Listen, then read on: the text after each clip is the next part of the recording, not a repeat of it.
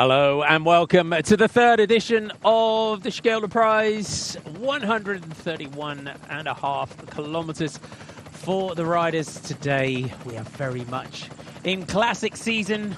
It's Wednesday. It must be Belgium. We are in Schoten today for the Scheldeprijs. It's 8 degrees Celsius, just a 3 kilometre an hour wind that the riders will be contending with today, so nothing too major for the riders to worry about.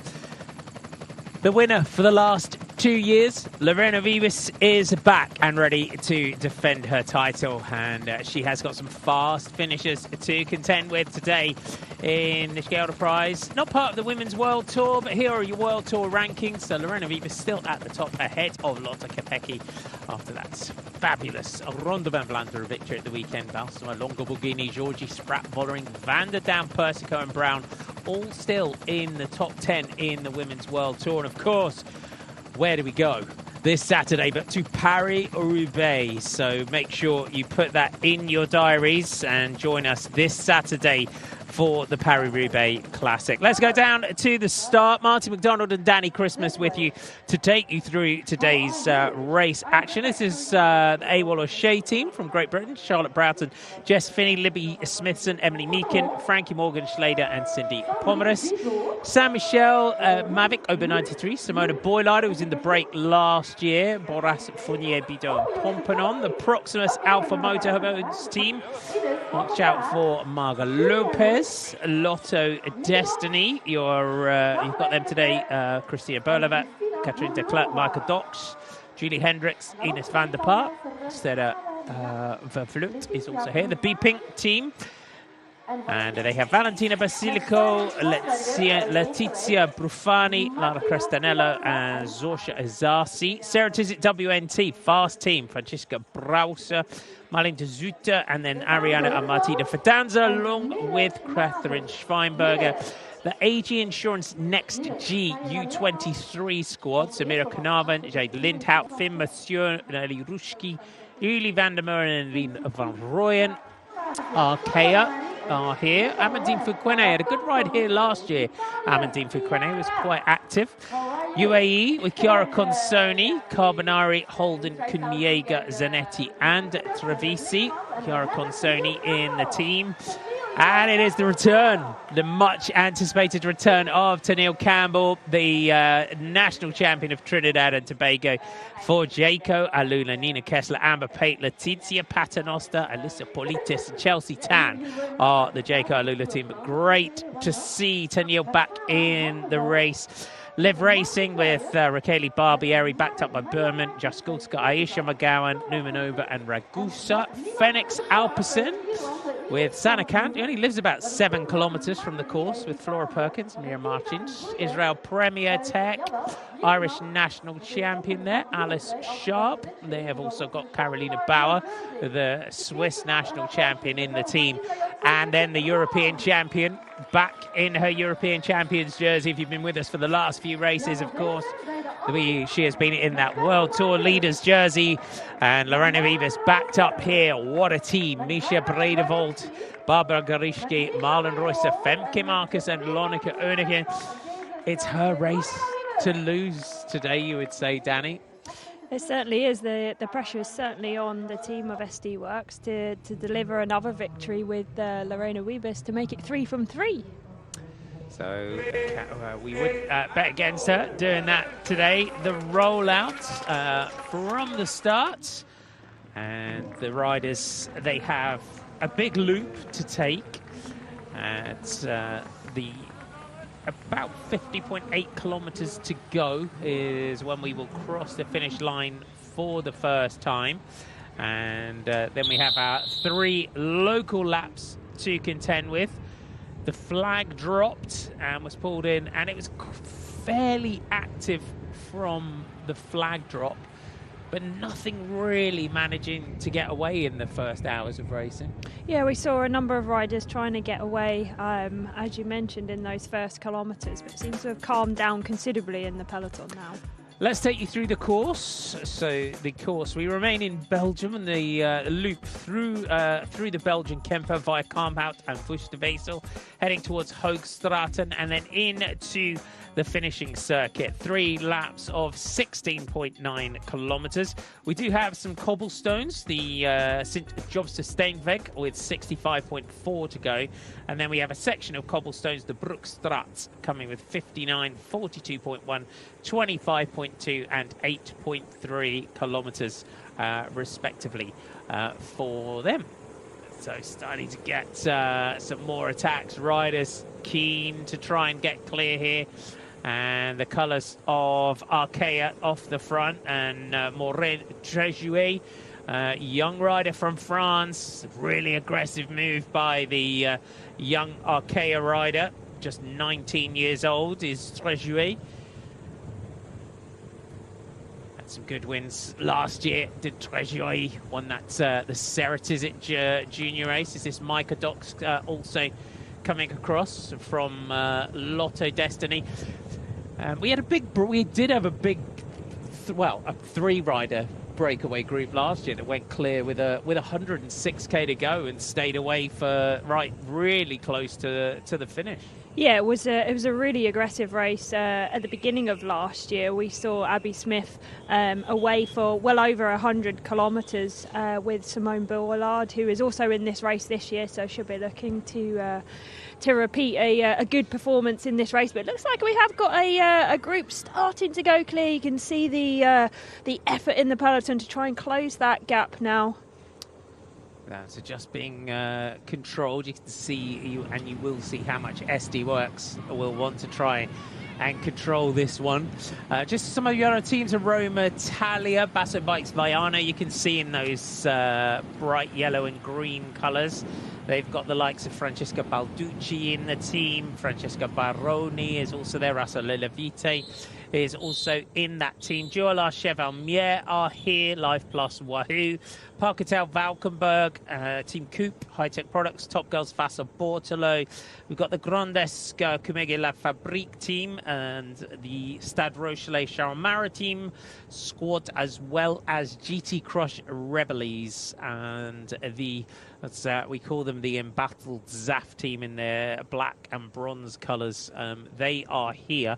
Maggie Cole's list, Amato Romans, Lucia Garcia, Deborah Silvestri, Emmanuel Zanetti, and Ebtisam Zayed from Egypt, national champion of Egypt in the race. It's a tough time and it's a tough call, isn't it, for the ZAF riders? They're here. There's all the news around that the riders haven't been paid, and Audrey Cordon-Rago has left now, and other riders now are moved, trying to find other teams.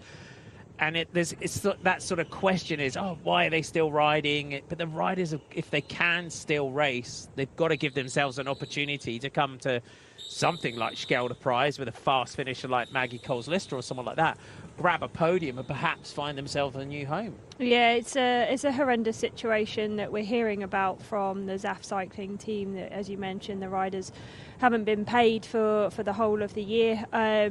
But yeah, as you say, it is a difficult situation, and as a bike rider, they haven't got that many options necessarily. So yeah, of course, you've done all the training, so you want to get out and race, but it's just a really fine balance for the riders. But the best way for them to get a new contract and find a new team is to let their legs do the talking and deliver some good results, some good performances in the bike races themselves. And yeah, that's obviously what they're here to do. Sana Count there, wearing number 11. Didn't have far to come today to the race. Lives 7 kilometers from the circuit, and Sana, the 3-time world cyclocross champion. If you don't join us in the winter for cyclocross, make sure you do this winter. But you wear 124 career cyclocross victories, Sana Kant, and 32 now. Still managed to take the Belgian national cyclocross title. And I think it's great to see Sana out on the road and looking to now just kind of looking at how cyclocross is changing and how dominant she was in her career, and just looking at, you know, how she can sort of add to her career and add to the skill set that she has in the winter, and essentially prolong her career by a considerable amount. Yeah, I mean, Sanne Cant is a real legend of Belgian cycling. You know, she's a real superstar in Belgium itself. So it's really great to see her on the road, and you know, she's always been there, kind of in the summer, riding kermesses and, you know, performing in Belgium. But now that we get to see her in this Phoenix de Koning team, and last year was Planta Pura, it's really great that we can see them performing at the highest level in road racing. You know, she took sixth from GC in the Thüringer Tour last year, and you know, she's got such a wealth of experience that, yeah, it's brilliant to see her, you know, for us road racing fans to see her on the road as well as on the cross. We just saw Deborah Silvestri from ZAF just heading back to the team car. A lot of chat going on around the front, and I looked down the makeup of this ZAF team, and I think what upsets me most, I think, about the situation is if you look at Deborah Silvestri, who was with Top Girls Bassa Bortolo, and Emanuela Zanetti, who was with Iselmont, and you look at those riders and you look at those teams and the kind of career progression, given where a lot of riders, at least Longa Borghini started her career in Fassa Bortolo, and Gaia Realini has just come through Iselmont Premac Vittoria, you know, and so what that situation has done when you get offered a contract with more money, which is fine, and a proper salary, and you promise these things, is that they've been taken out of that pathway that was already helping them get to where they ultimately needed to go.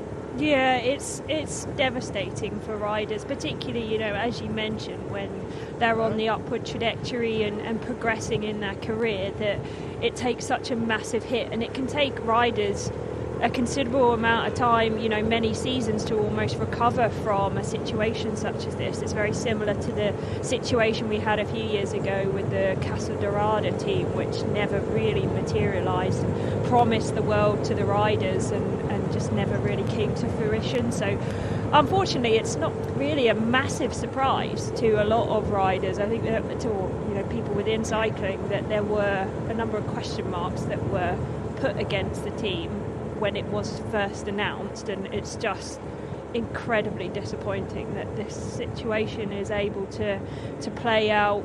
You know, it's not like it happens every year, but it does happen far too much in the world of cycling that riders are left disappointed. But Mika Dock's on the attack again. We've seen her on the attack time and time again this season. Is obviously loving her new freedom that she has in the Lotto Destiny team. We saw her taking her best result in Les Samines just a couple of months ago, finishing in 9th place there. She's really coming into her own now. Yeah, she's been super aggressive, and there's a lot of focus within the Lotto Destiny team now on development and the future. When you look on their website, you look on their, you know, a lot of the team, they're just very much focused on building, you know, giving themselves, there doesn't seem to be a huge amount of pressure there, you know, which I think sometimes is motivation in itself. The natural will to win just plays out there without having to go into races where you've got a Lorena Vivas and you've got Charlotte Kool, and you think, right, what are we going to get out of this race today? And I think sometimes that just breeds a completely a great atmosphere within a team, and you become, you just become a really, really, really strong unit without that massive pressure of thinking, because not everyone can go in and win straight away, can they? No, that's right, but I think it's also about learning how we can win, how we can best play the cards that we have, because as you mentioned, you don't go into every race with a hot favourite or, necessarily build as a team that would take the victory, but you have to try and find a way to achieve the best possible result. So, that's part of the puzzle of bike racing, and that's why we love it as well, because it's not, while sometimes we can predict the outcome of a race, you just never know. So you never know if a breakaway can make it all the way to the finish. There's always a chance. So think that's what we love about cycling so much, is that, you know, there is always a way, and if you can possibly achieve that as a team, then go for it. So Mika Dox joined at the front, our Fassa Bortolo team, Top Girls Fassa Bortolo now joining up at the front. 77 kilometres to go, so the start of a good duo of riders who are clear. A little flick of the elbow for Mika Dox to come through. You can see the reaction on the front. Park Hotel Valkenburg, just a reaction on the front. And this course, plenty of twists and turns that we've got around the route today. Yeah, we've got a number of changes of direction. We were kind of hoping that the early part of the race might be influenced a little bit by the wind, but that isn't to be today, because the wind, we're looking at around 8 kilometres an hour. But certainly when we get into our finishing circuit, which is 16.9 kilometres in length, we have a number of cobbled sections, and as you say, a lot of twists and turns as well.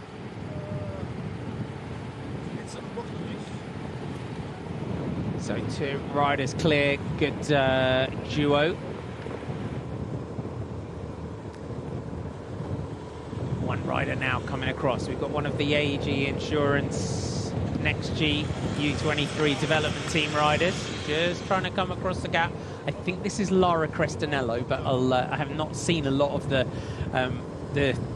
Fassa Bortolo riders so far this season, so I'm taking a bit of a jump at that one, but we'll get confirmation. We just we get to know them sometimes as the year goes on, don't we? Especially in races such as this. So you can see that AG Insurance U20 Next G U23 team getting on the attack, trying to get clear here. Arkea on the front. They've been constantly trying to get clear with, they had their young rider Marion Trejuet.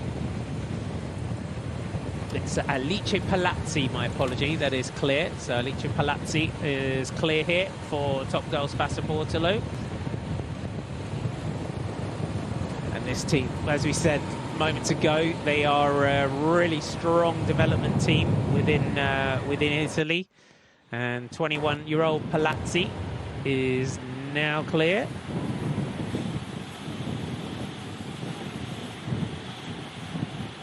So just down the back, Annika Dijkstra there from the GT Crush team.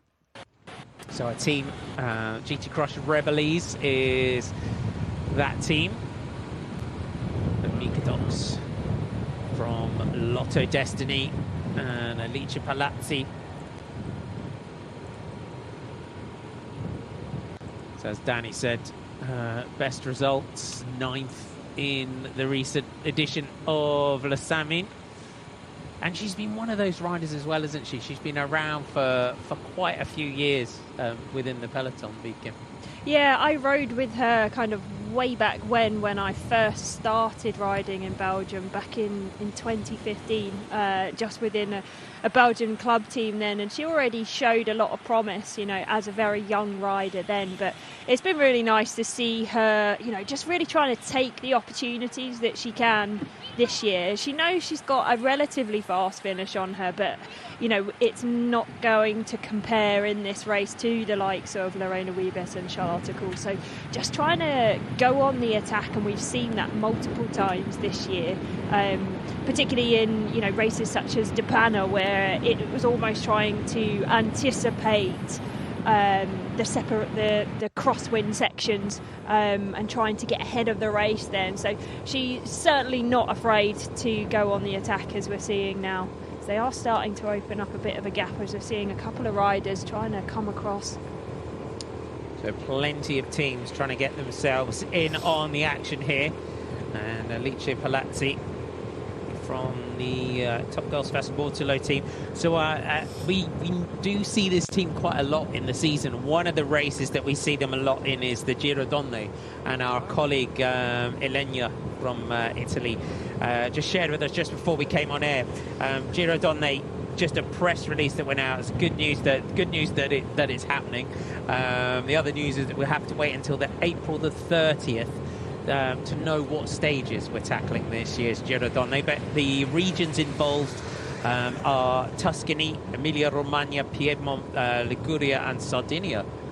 So just looking at those regions alone, I'm thinking we're going to have a good route. I think. Yeah, it's going to be a good route, but yeah, obviously it is slightly disappointing that we have to wait until almost the end of April to get the stages for that, because it is in July, and the planning will have already happened in terms of the teams looking at what kind of riders they want to send to the Giro, and if you don't know what the stages are like, we can hazard a guess that there's going to be a number of mountain top finishes or mountainous stages, but it makes it really difficult for the teams to really plan the best possible race calendar for the riders if you don't know what the stages are like already. So but at the end of the day, it's good that it is happening. Unfortunately, we've just recently heard that we've lost the women's tour for this year, which is a massive blow to the women's peloton, but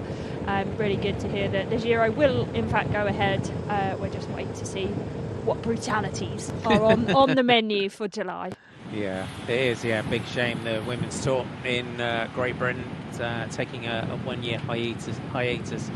We're being told hopefully it will be back next year. It's always been, and it was a massive part of the growth of ultimately where we are now. Yeah, they really set the standard in the women's tour. Just the way that the organisation really treated the women, and everything about the organisation within the race was really top notch and good quality. So it is a shame. As you mentioned, it is kind of paving the way. When we looked at before the days that we would have so much coverage as we get now. They were one of the first that would produce, every day there would be a highlights package, and a really well produced one at that. So yeah, it is a massive shame, and we just really hope that the women's tour are able to recover and come back for 2024 and bigger and better.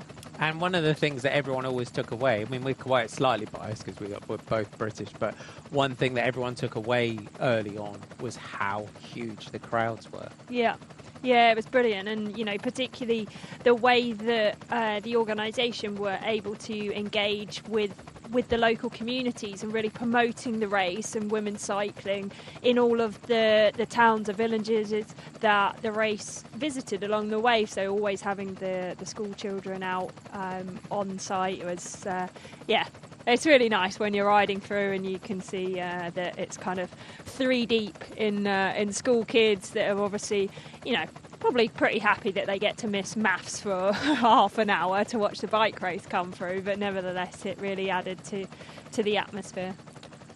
I wouldn't have complained about that. No, I wouldn't. I would have loved that. I wouldn't have had any issue at all. We've momentarily just getting some aerial shots here. 72 kilometres to go here in Scheldeprijs. I'm sure we'll go back down momentarily. If you're just tuning in, welcome aboard. It's the 3rd edition of Scheldeprijs, and it's 131.5 kilometres today, starting and finishing in Scheldeprijs. And the first passage of the line will come with 50.8 kilometres to go. Then we take in our local laps of 3 laps of 16.9 kilometres, and we have a section of cobblestones on each lap that the riders do tackle. And what a field that we have assembled for you today. Lorena Wiebes, can anyone prevent her from doing the hat trick? This is the 3rd edition of this race, and she has won the first 2, but she'll have her work cut out. We'll run you through while we're just meandering around the countryside from the helicopter through some of the teams that we could be looking at for some fast finishes. Israel, Premier Tech, and Titat Noyen that we would love to see have a run out in a sprint. Everyone just hollering that it's going to narrow down there around that central reservation. You could hear everyone just letting everyone know behind that it narrowed down. Some riders going wide, and we have had a crash. Unfortunately, it's Titat that's gone down, unfortunately. Yeah. What a shame. Right, that's it, Marty. You may not say any riders' names now. I'm not allowed to say anyone now. What a shame. As we just see our rider here just trying to get their chain back on. One of the Stade Rochelet, Sharon Maritime riders, just trying to get the chain back on. And it's Marine Alione that's back up and riding there. So everyone back up quickly and on their way. Let's hope they can get themselves back in there. There was just a lot of hollering as they came into that corner at speed there. Yeah, you could just see that there was some road furniture on the exit of the turn, which you don't necessarily see until you're kind of midway, like round the apex of the turn. So, yeah, it's essentially the riders trying to look after themselves, that they will shout a warning for the riders behind, because, you know, the riders in front will have a clear view of what's coming up. But you know, when you're sort of even 3-4 riders back, you can't see anything that's coming up. So just the riders trying to look after each other there and trying to keep everyone safe. But yeah, of course, it's one of the dangers of road cycling that we have all of these kind of obstacles to contend with. But you know, this is where the research from the DSs also comes into play, you know, knowing exactly what's coming up and just kind of forewarning your riders that there are some dangers coming up on the road, because being a 1.1 race, the riders will be using race radio, so they will have frequent communication with the sports directors in the car behind.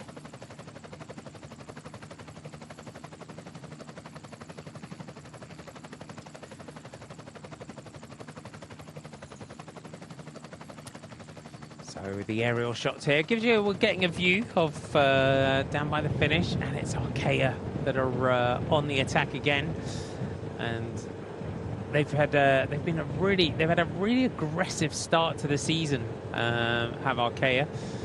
They really dominated the Volta Extremadura down in Spain recently. And today, Marianne Hinault, Amandine Fouquenet, Marie-Morgan Ledeuf, Anaïs Morachon. We've all seen Maureen Trejuet. We're starting to get a little group now. Just going clear. So multiple. We saw that. We had that break moments ago with Alice Palazzi, Miguel Dox. But it was brought back together, and it's the top girls Fassa Bortolo rider that's just dragging everyone back together.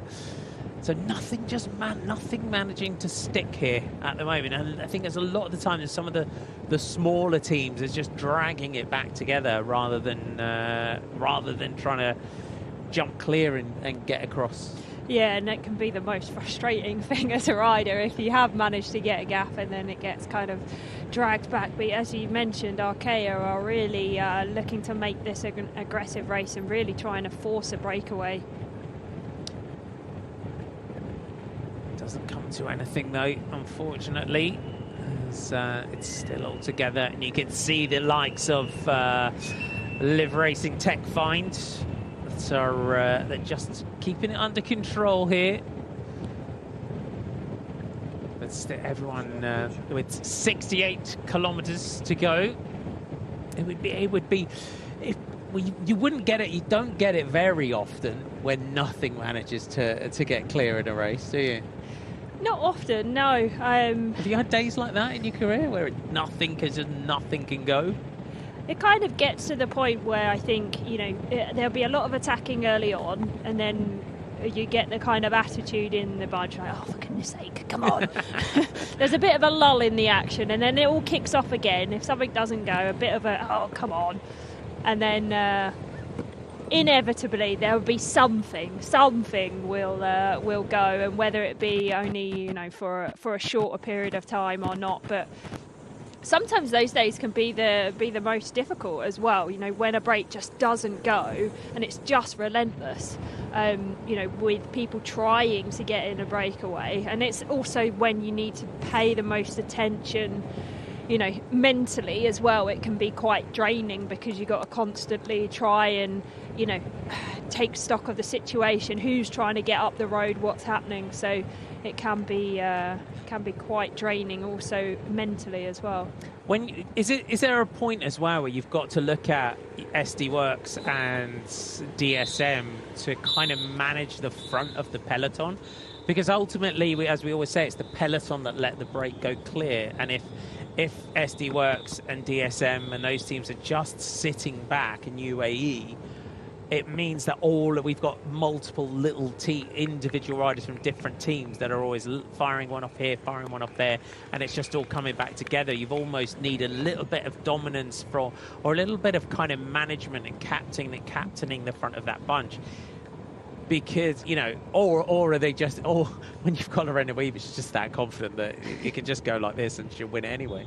Yeah, I think, for the teams that want to get in a breakaway, it can be really frustrating when you look round and see that it isn't one of the, for want of a better word, bigger teams that are controlling it at the front. And if it is like one of the smaller continental teams which are chasing things down, it makes it really frustrating because for a lot of the riders in the bunch, they'd be quite happy if a breakaway goes and get sort of a minute and a half at this sort of stage because it could kind of calm things down. But when it is the smaller teams that keep on trying to chase to try and get themselves in, it can be a really frustrating point in the race for the rest of the riders because it should be, if we go by the unwritten rules of cycling, then you look at the teams that come with the fastest finishes that would look to be controlling the breakaway in this sort of aspect. But it can just lead to a really frustrating day. But we're seeing now Jaco Alulo on the attack. And that's a good move and a quick one. Just going clear. Looks like Flora Perkins from the Phoenix de Koenig team just making it in there as well. She had a cracking ride in Dwarsdorf Vlaanderen just last week, was a last minute replacement into the team and has stepped up from the development team, the young British rider. She's really showing herself well when she gets an opportunity to ride for the World Tour team. And it just comes back, and it comes back together again. You've got to get things working really quickly. If you get into a breakaway, you've just got to come over the top like an express train as well, haven't you? Otherwise, it's just going to do this and come back together again. Yeah, but we can see riders from three of the main sprint teams there. So we've got the team of SD Works, DSM and UAE ADQ kind of all just marshalling that move, just sitting at the back, lurking there, and when they're present and not pulling a turn, that this break isn't going to go anywhere. Lonika Unica back at the team car. Hello. Just giving us a wave. Looking relaxed. Nice and relaxed. Oh, there's T-Tat Nguyen coming back in. So T-Tat almost back with the bunch. And now DSM come through to the front just to put a bit of control, perhaps, over the front of the bunch. And the team that they've got here today, so Charlotte Kool has got to be pre-race favourite as well. It's got to be up there. Danique Hangevel, Esme Pepperkamp, Maeve Plouffe, Becky Story and Nienke Vinke is the team from DSM. It'll be interesting to see how Charlotte has recovered, because she had a great start to the year down in UAE and then had a bit of illness and has kind of looked like just done a bit of a team duty in the last few races. Yeah, that's right. It's taken her a little bit of time to recover from that illness. We saw her riding very much for the team in Gent-Wevelgem, doing a good pull coming into the Monteberg. But we're seeing now that the sprinters team really trying to keep their leaders safe. We're just going to start entering the first section of cobbles now, so it's 500 metres in length. There is a bit of a gutter on the right-hand side where we are seeing DSM just gathering now. So looking for the smoothest section of the road. It's nothing too major. It's nothing like we'll be experiencing on Saturday in Paris-Roubaix, but just about to enter that cobble section now. And we can now see right in the centre of your picture, in those orange-pink jerseys of Team SD Works, and not far away from them is the white jersey of the European champion, Lorena Vivas. You've just got to, as well, you've got to kind of be mindful of this gully, this drainage ditch that we have at the side, because that was really where Annemiek van Vleuten came unstuck at the weekend.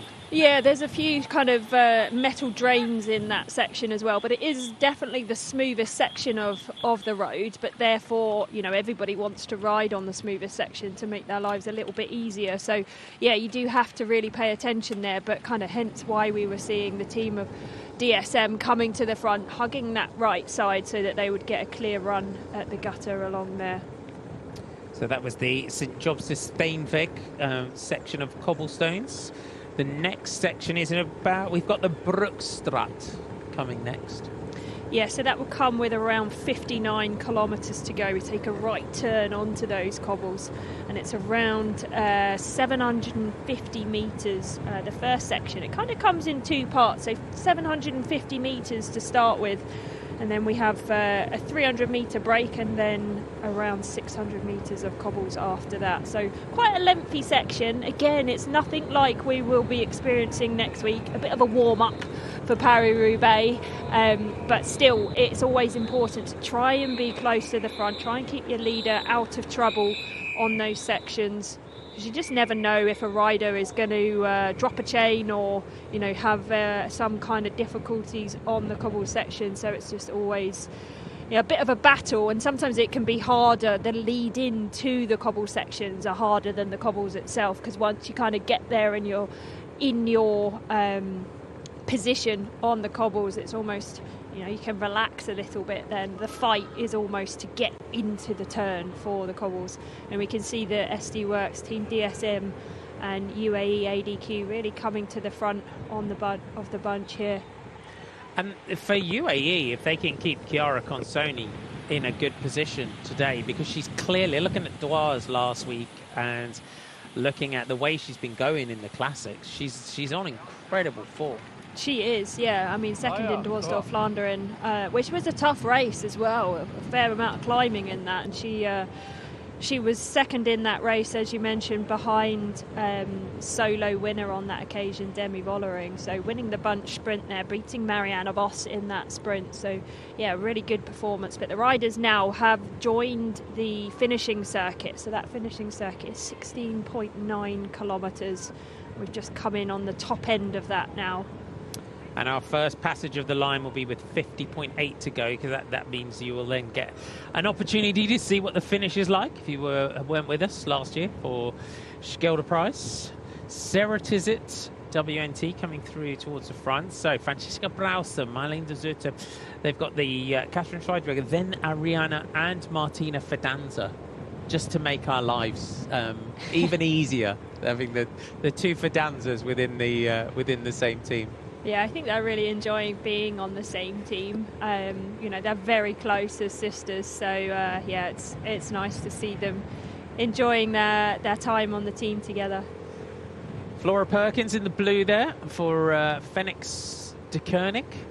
I think when we look back to when we were in Belgium for the World Champs, and we mentioned it the other day for anyone that was with us there, with Flora Perkins, and it's the way for such a young rider, she really commands a position within the bunch, and you can see already, you know, DSM have come alongside her, and she's remonstrating with whoever's come alongside her. She's one of those young riders, I think, we've really got to keep our eye on her in the years to come. Yeah, absolutely. She's a real talent, and I'm excited to see what she can do with, you know, there's such a professional setup that she's in with the Phoenix de Koning team, that yes, she is in the development team, but she's getting a number of opportunities to ride with the World Tour team, and I think that's, you know, really great for Flora Perkins. We saw her a national level just a couple of weeks ago, finishing third in the Sickle Classic, which is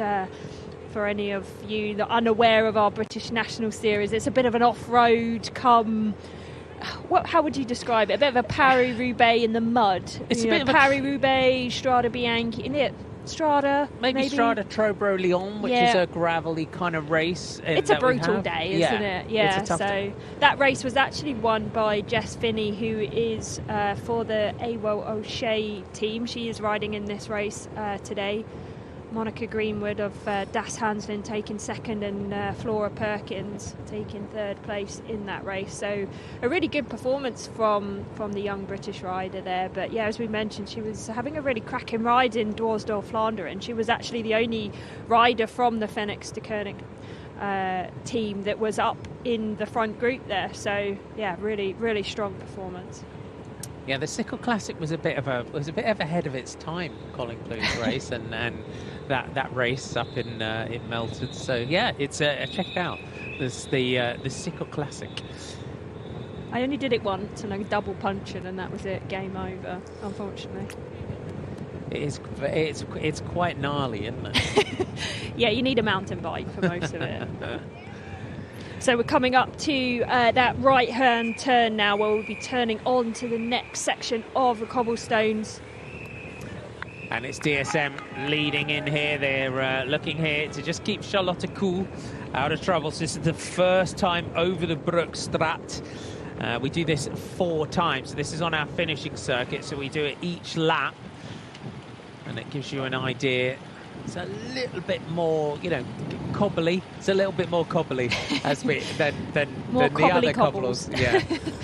It's I always remember how you can see there's little undulations in it as well, and whenever Magnus Backsted's always the good gauge of cobbles, because you say there's cobbles and he was like, are they they're not real cobbles? Yeah. They're like it's town cobbles. Yeah.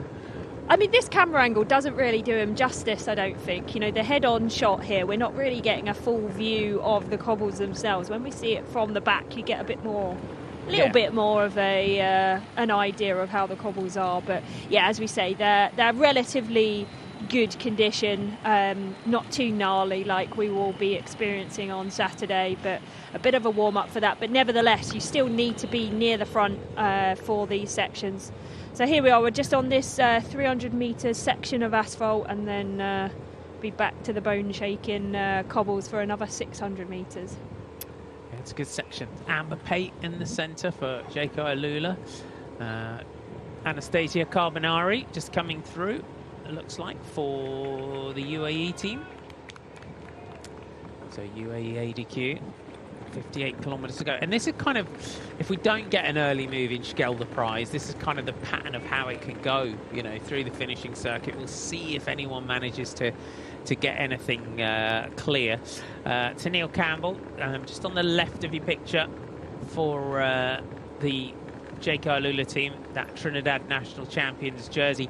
And it was for Tennille, this is, as we said earlier on, and I know a lot of you big Tennille Campbell fans, had a massive crash in her final race of last year. I think it was the Caribbean Championships. Had a massive massive gash in her knee, and I think broke her teeth as well. So it's been and I've kind of kept in touch. It's been a real journey back for her. Yeah, and it's really good to see her back, as you say, making her season debut almost, when you think of the number of race days that a lot of these riders have had. That it's she's playing catch up a little bit, but just brilliant to see her back in the peloton, and she really adds to that Jaco Alula team. So they will have missed her dearly, but obviously very happy to have the Trinidad champion back in their roster. Who do you think they'll be going for today? Do you think Letizia Paternoster might fancy her chances today? We do have an attack here.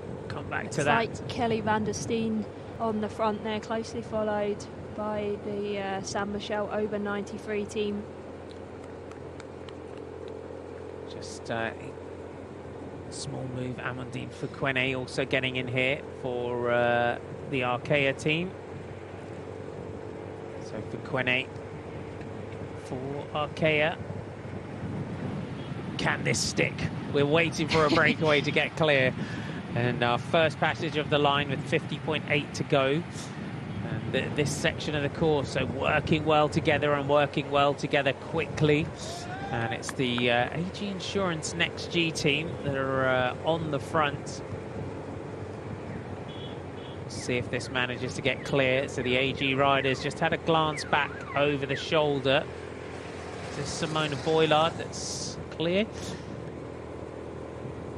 The Life Plus Wahoo rider just grabbing a bottle. So the Soigneurs just making the most of the small rise here. This is about the only rise on the, on the course for today. So the Soigneurs just taking their position on this small kind of rise up towards the roundabout. So yeah, just hoping that the riders will be at a slightly slower speed, making it a little bit easier to take a bottle. So driving on, Fuquene just swings out of the group, can't stay with them at the moment. Van der Steen trying to come across. So they've got to try and keep this together. The pressure's off the front of the peloton. Yeah, this is the moment where this breakaway can really try and establish the gap. Now you can see that the riders were kind of fanned across the road in the bunch behind.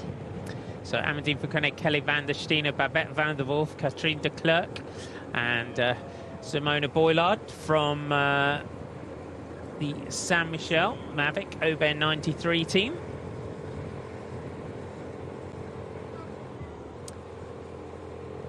So Boylard away last year, Simona Boylard, and it happens, doesn't it? You know, you come back to a race, you've been away in an almost race-long break the year before, and it just gives you that confidence when you come back. Yeah, I mean, she was in the breakaway for over 100 kilometres last year, so, you know, giving herself a little bit of a rest, going with 56 kilometres to go. But yeah, it was a really impressive ride from our three breakaway riders last year. But Simona Boylard has had a really good start to the year, finishing 10th in the Cadel Evans road race back, when was that? January in Australia. So yeah, it was really good to see the French rider, the French team being out in Australia. So the Canadian rider for the Saint Michel Aubert 93 team had a good season last year, 4th overall in the Tour of the Ardèche as well, did Simona Boylard. So the Canadian rider on the French team. So Babette van der Wolf from the Life Plus Wahoo team, and a team, again, another team, they lost a big chunk of their sponsorship, and the new sponsors coming in to just help keep the team going for the season. So Life Plus coming in, so Life Plus and Wahoo. So this is looking good now. 13 seconds, 54 kilometers to go. Our breakaway group. So Julie Hendricks here from Lotto Destiny on the front.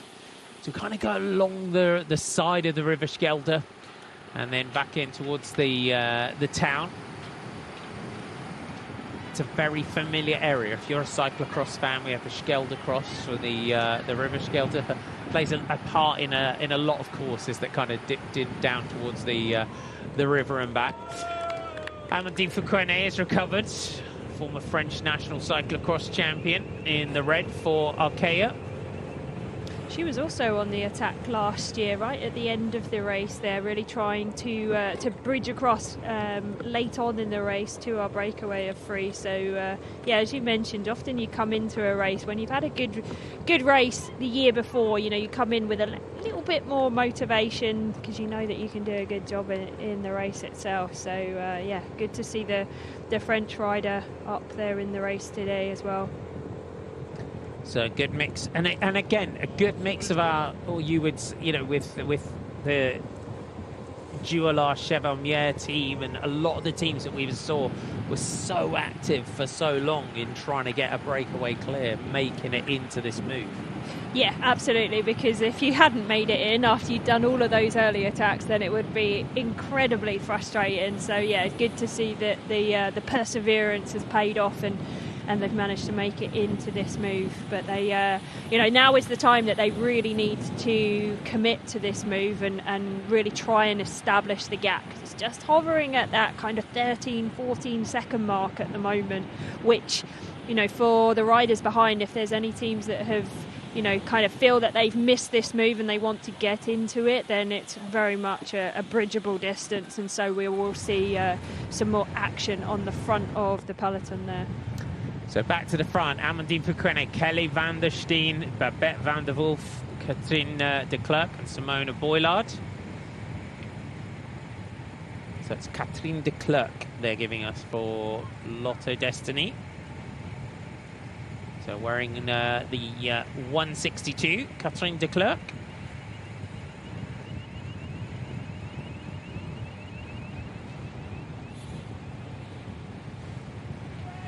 Babette van der Wolf, could see her though in this move for that Life Plus Wahoo team. Just 18 is Babette, wearing 156 in those green and pink colours of Life Plus Wahoo. Was in that World Junior Road Race Championships last year, and some placings in some kermesses. Lots of top 10s in kermesses in Belgium and around the region and in the Netherlands last year. So quite one of those young riders, sort of looked to me when I was going through our results, very sort of consistent throughout the season.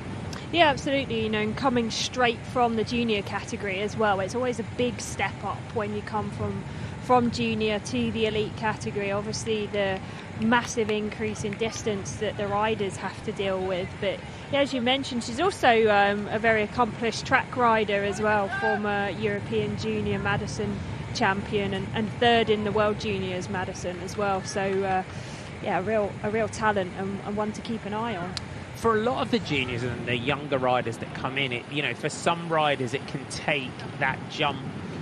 It can take them 2, 3, 4 years sometimes, and then some riders come into the longer distances and with those riders stepping up this year, they're not going to have in the future, but they have they just settle into it straight away and soak up the change in gear and the change in distance with sort of 3 laps to go this time. We go through the line for the first time, so that gives you an idea of what the run-in towards the finish looks like. Our breakaway group, Simona Boilard just grabbing herself a quick gel as the breakaway go through. It took a while for a breakaway to become established here in Scheldeprijs today, but plenty of teams, and now you see the bus has just been parked across the front of the peloton. DSM, UAE ADQ, SD Works, Jayco Alula, all now across the front of the bunch. That break, the peloton now happy to let that breakaway go, and the gap now over 20 seconds. We might be just getting towards 30 seconds by the time the peloton hit the line. It is just over 30 seconds. I'd say this is the break of the day now. I think they're for DSM and SD Works. Give this a minute. They know they can control that. Once it reaches a minute, then we might start to see a bit of reaction. Yeah, let's see how it plays out, because it looks like we've got 5 very motivated riders at the front, and they will do everything they can to try and maximise the gap. And it is down to, as you mentioned, really looking at the teams of DSM, UAE ADQ, SD Works to really control this now. Nice arty shadow shot from the camera bike, and our 5-rider leading group. And you would say though that it was Boilard was the driving force in really getting this clear. Yeah, I mean, it was good to see Kelly van der Steen going on the attack. She's a very accomplished rider in her time, but she missed the whole of last season, giving birth to her first son. So it's really good to see, she's another one of those riders that has been able to take some time out to have a family and is back at the pointy end of the bike races again after, you know, a minimal amount of time really, missing out of the peloton. So it's good to see her back and obviously going well on the bike. Yeah, she was up there, sort of looking around her results. Had a sort of sixth in Nokura was one of her notable results. Was a national junior time trial champion back in the time as well. So really a good time trialist. Yeah, I think, you know, she's perhaps one that hasn't quite fulfilled the potential that she originally showed, particularly as a junior.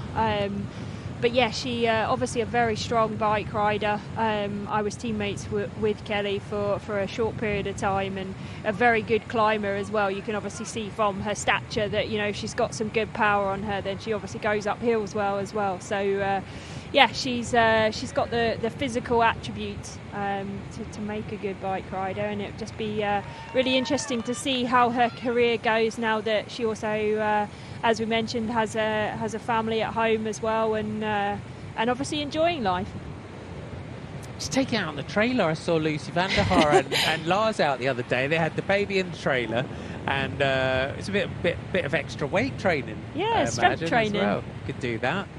You could just put a little sail up as well and give some resistance training. But she's 27 now, and it could be, given that the growth of the sport and where we're going, and the growth of the teams and the races and the TV coverage. We're on air for nearly 100 kilometres today, and maybe, like you said, maybe her potential wasn't fulfilled given that the way that the opportunities were. But maybe at 27. You know, this is a good time when she could really start to fulfill that potential. Yep, yeah, certainly so. So let's just see what kind of opportunities the team bring, and you know, how she's able to work with her teammates and you know, really kind of fit into the squad. So a good breakaway group, 48 kilometres to go, 39 seconds is the time gap from our breakaway group back to the peloton. Amandine Verquene, Babette from Arkea in the reds, Babette van der Wolf here in those green and pink colours of the Life Plus Wahoo team. In the orange and yellow for Aubert, Mavic, Saint Michel is Simona Bollard, Canadian. Catherine de Klerk in the red and blue colours of Lotto Destiny. And then you've got Kelly van der Steen in the blue here of the Dual Chevalmier team. They're being shown 40 seconds now, the time gap from our breakaway group back to the peloton. If you're just tuning in for the first time today, welcome aboard. Thanks for your company. Scheldeprijs, 131.5 kilometres. We've gone through the finish line for the first time. 3 laps of 16.9 kilometres is our finishing circuit. We have our Brookstraat cobblestones on each circuit. And our big pre-race favourites. Lorena Wiebes looking to do the hat-trick in this race. This is the 3rd edition of Scheldeprijs for the women, and Lorena Wiebes has won the first 2 editions of this race, and she has a strong team in this race to help deliver her to the finish. We'll run you through some of your other sprinters that you can watch out for. Live Racing Tech Find. I've got Raquel Barbieri in the team. Raquel's not quite had doesn't seem to have quite started the season with in the manner she did last year.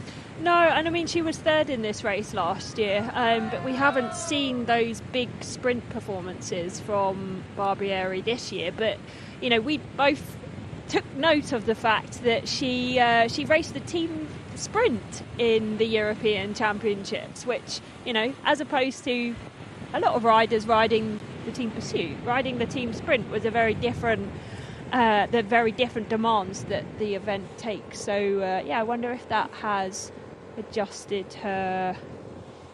Obviously, it's adjusted to the training that she needs to do going into that. But yeah, it was really interesting to see that she was riding the team sprint at the European Championships. It was. I was there doing the announcing for the crowd, and I had to do a double take when they said it. And that's the question, isn't it? Is whether it's a big objective, maybe and teams do it. You know, I saw at the Euros as well that, you know, certain teams almost putting a kilo rider in the team pursuit to do a kilo on the front and then swing off, and that's their job done. And we do see nations just playing around sometimes as we head into Olympics. But it is that question, isn't it, as whether she's done any specific training for it or whether they've just kind of thrown her in and just sort of had a go. Yeah, I mean, obviously the training that's required for the team sprint to, coming and racing 132 kilometres on the road is a very different, physiological characteristics that you need for that. So, as we said, we haven't seen those big sprint performances on the road from Barbieri this year, but let's see how she goes in this race. Charlotte Kool from DSM, and she's got a good lead out for her today, has Charlotte Kool. Jaco Alula, we were just looking earlier on, Letizia Paternoster in the team, but they've also got Nina Kessler, Amber Pay in the team. They're backed up as well, Lisa Polites and Chelsea Tan, along with Tennille Campbell. So it'll be whether they go for Nina Kessler, whether it's Letizia on the road, or even giving Amber Pate a run out as well. She's got a fast finisher on her, being national criterium champion of Australia. Yeah, they've got a few options to play with in the Team Jaco Alula squad. But going back to Letizia Paternoster, she crashed in Depana a few weeks back, and it actually caused the race to be neutralised. So she had to miss Ghent-Wevelgem just shortly after that, and I guess it really depends on how her recovery is after that crash. And she might even start the race today feeling great, and then you get sort of 100 kilometres deep and then you realise actually no, this isn't going to happen today. But as we say, that in that Jaco Alula squad, they've got a number of options that they could go for in terms of the faster finishers. So yeah, well, I guess it's a little bit unknown when it comes to Paternoster, but obviously a very fast finisher indeed, and she's taken some decent results this year. Starting off with 6th in Haagerland after having a crash in that race as well. So that was a pretty impressive performance there. But yeah, multiple world and European champion on the track. So she's got certainly got some fast legs on her. Yeah, it just seems like when she first burst onto the scene, with she won stages and GC and Elsie Jacobs, then she won a stage of Tour Down Under, European Under 23 road champion. It doesn't seem like when after that, since 2019, and we all know what happened in the world after that, but it seems like it's taken a while for her to just find her place on the road again. She's an absolutely, again, outstanding track rider, and her successes on the track there speak for themselves, but it just seems that she hasn't quite clicked in the last year or so on the road. Yeah, she was obviously part of the Trek Segafredo squad before moving over to Jaco Alula, and yeah, as you say, didn't quite find her feet necessarily in that squad, or didn't pick up any of the results that we might have expected or kind of shown herself in the races as such. But we know that the potential is certainly there. So it's good to see her getting a run out in the Jaco Alula squad and seeing what she can do in some of these sprints. Yeah, I mean, she's been world champion in the elimination race and World Cup winner in the individual pursuit as well. So class act. Yeah. And I remember that Elsie Jacobs stage win as well when she was with, and it was absolutely phenomenal. And then, but also over those years, we then start to get the next generation coming through that kind of slip in, the Lorena Vivases and Charlotte Kools and your Elisa Balsamos, and I think we have a much broader sort of spectrum of sprinters now as well, don't we? We're spoilt for choice, aren't we? And we're spoilt for choice in this one as well. We've got this is a they call it the men's race has been going for 111 years, but they've always called it the kind of world. This is another one that they call the World Championship of sprinters. We've got quite a few World Championships of sprints, haven't we? But the riders are just coming round to that cobbled section again. So the graphic was saying 1,700 metres worth of cobbles, so they're going to turn right onto that section in just a couple of hundred metres time now. So the first section of that cobbles is around 750 metres. Then we have a 300-metre section of asphalt before the final 600 metres. But as we mentioned, it's quite good quality in terms of the cobbles themselves. So not like we're going to have our bones rattled. Oh, I say they have their bones rattled in Paris-Roubaix coming up, and even sort of some of the cobble sections in the Tour of Flanders as well. It's slightly smoother than those. It's a Roubaix weekend this weekend. Oh, I can't wait. Absolutely cannot wait. So the women's Paris-Roubaix is on Saturday. The men's Paris-Roubaix is on Sunday. So clear schedules. Get your snacks in, as we always say, and get yourself settled. Get the big chair in the middle of the living room. Do not move. And we're on air from between 3 and 6 p.m. I think on Saturday. Check your schedules. We're on to the cobblestones. Our breakaway group. Amandine Verquenne, Babette van der Wolf, Simona Boylard, Katrien de Klerk and Kelly van der Steen is your breakaway group. We're being shown 28 seconds to Group 2. Oh, we just disappeared. We're 40 seconds to bed. I was just literally about to say we look like we had potentially had a small group just off the front of the peloton, chasing hard behind. But if they were, we didn't see them. They look like they might have now been reabsorbed into the peloton. We're over this section of cobblestones, the Broekstraat, for the second time. 2 more times to go over this.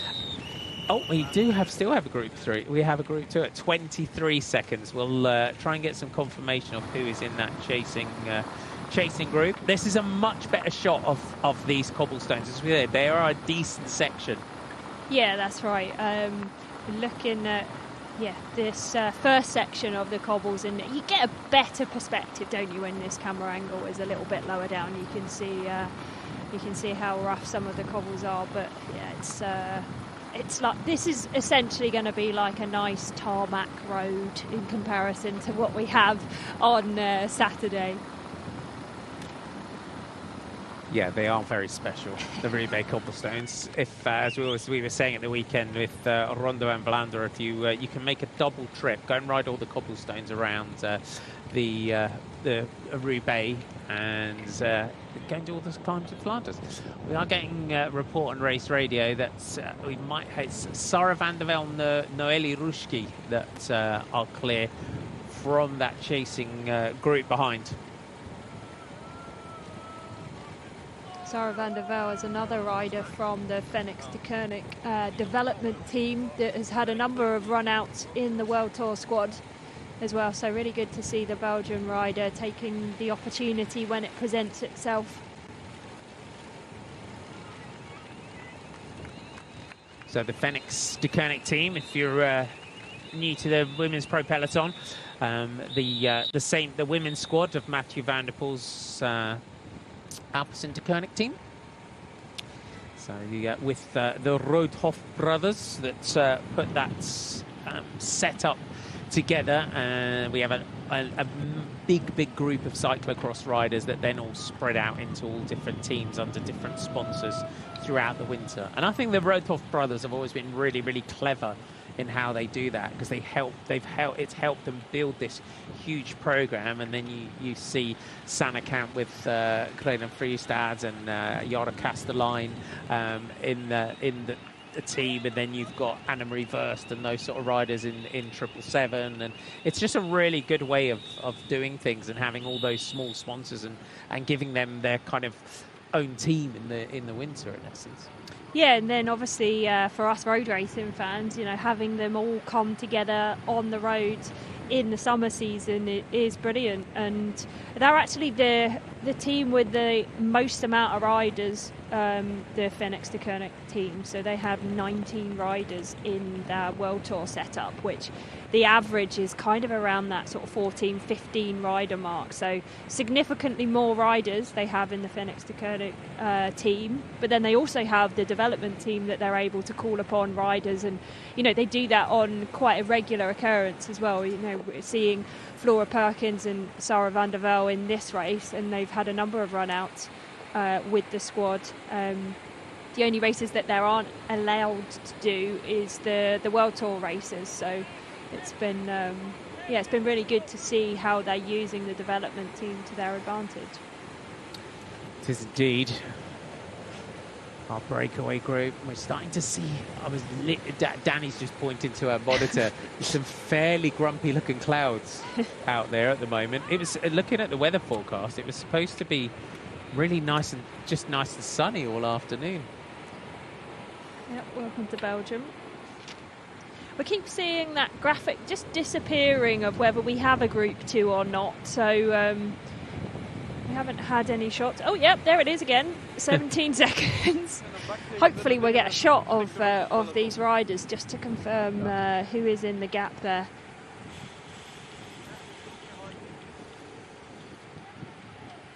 Just at the back there, Tanya Otto from South Africa with that Jola Chevalier team.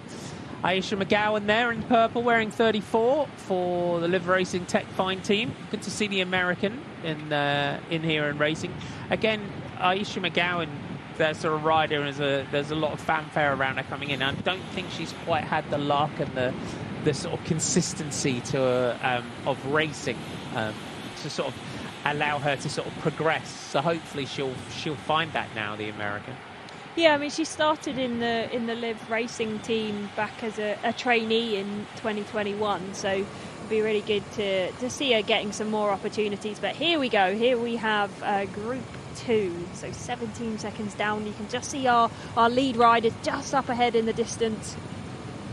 Ganser closing the gap well. So Noelle Rushki here for the AG Insurance Next G U23 team.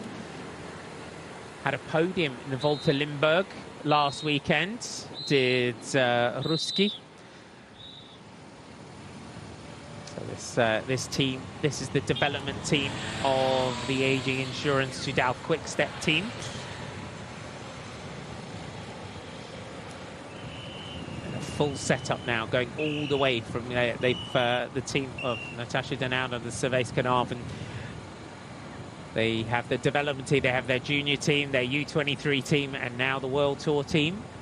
So hope they can now just develop, bring riders all the way through from the junior ranks into their U23 team and then onto their pro team, which is why I think it's so important that we start to, we hopefully can start to see more U23 races for the women, because we have the Watersley Ladies Challenge. We're going to get the Tour de l'Avenir this year as well, but we need much more consistent program of U23 races throughout the year, don't we?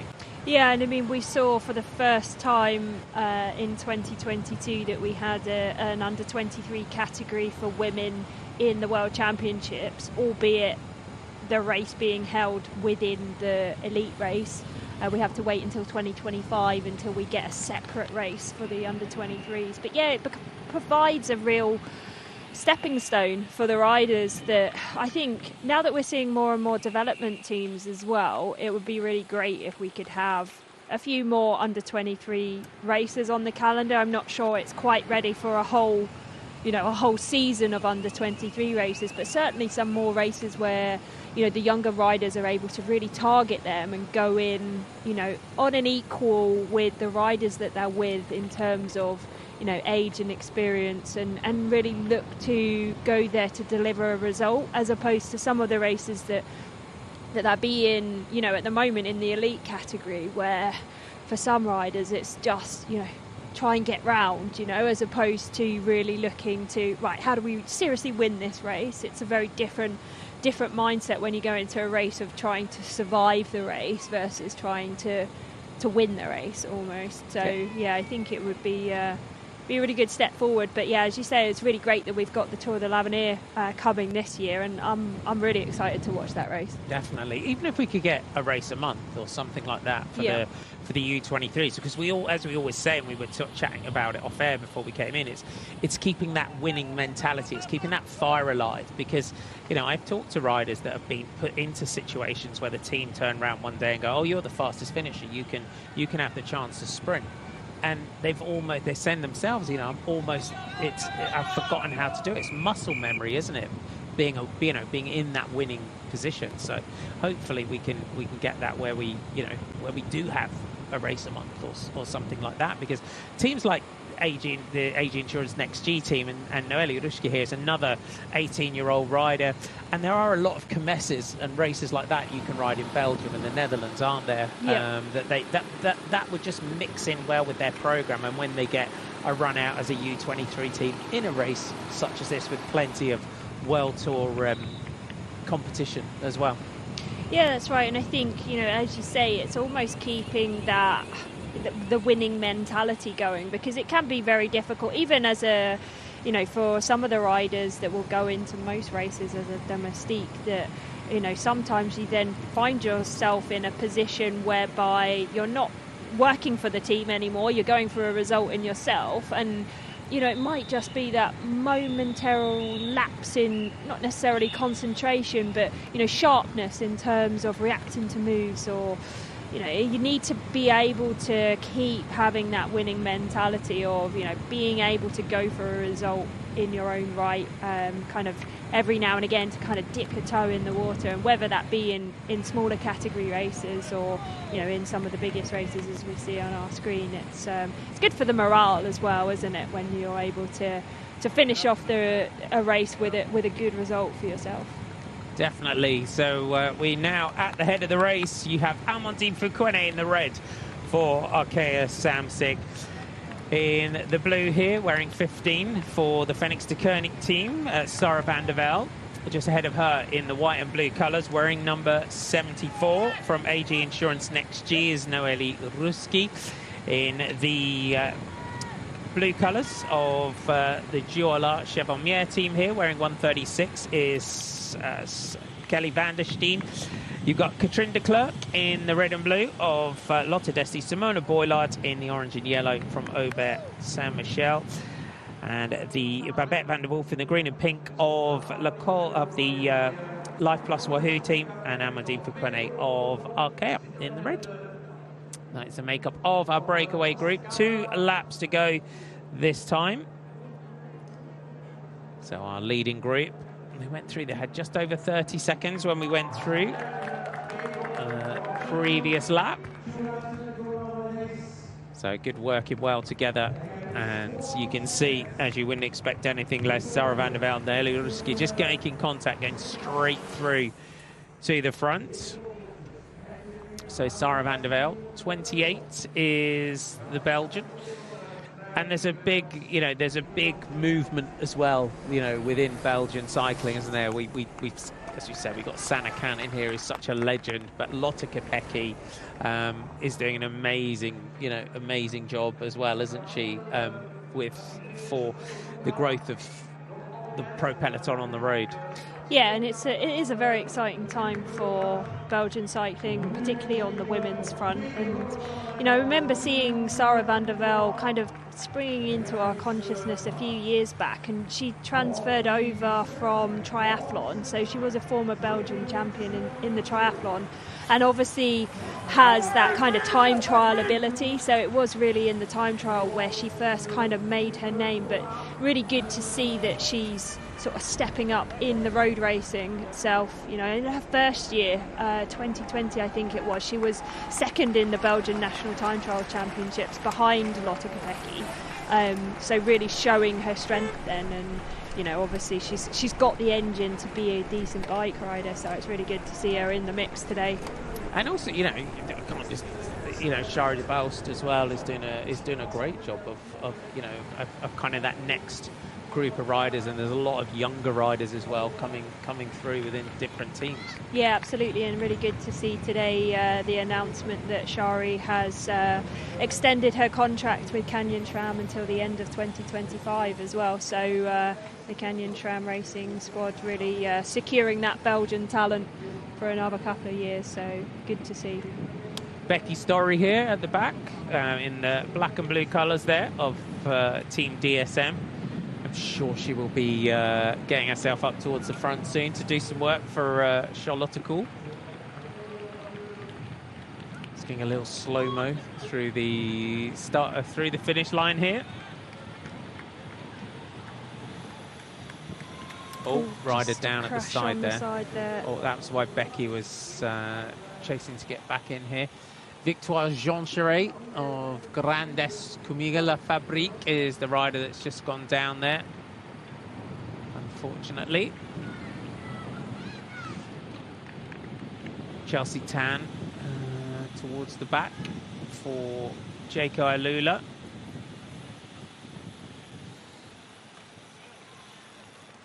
And just next to her here, this is Elisa Polites from Jaco Alula. 48 seconds, 32 kilometers to go. Really good good spread of teams, and plenty of teams represented in this breakaway group.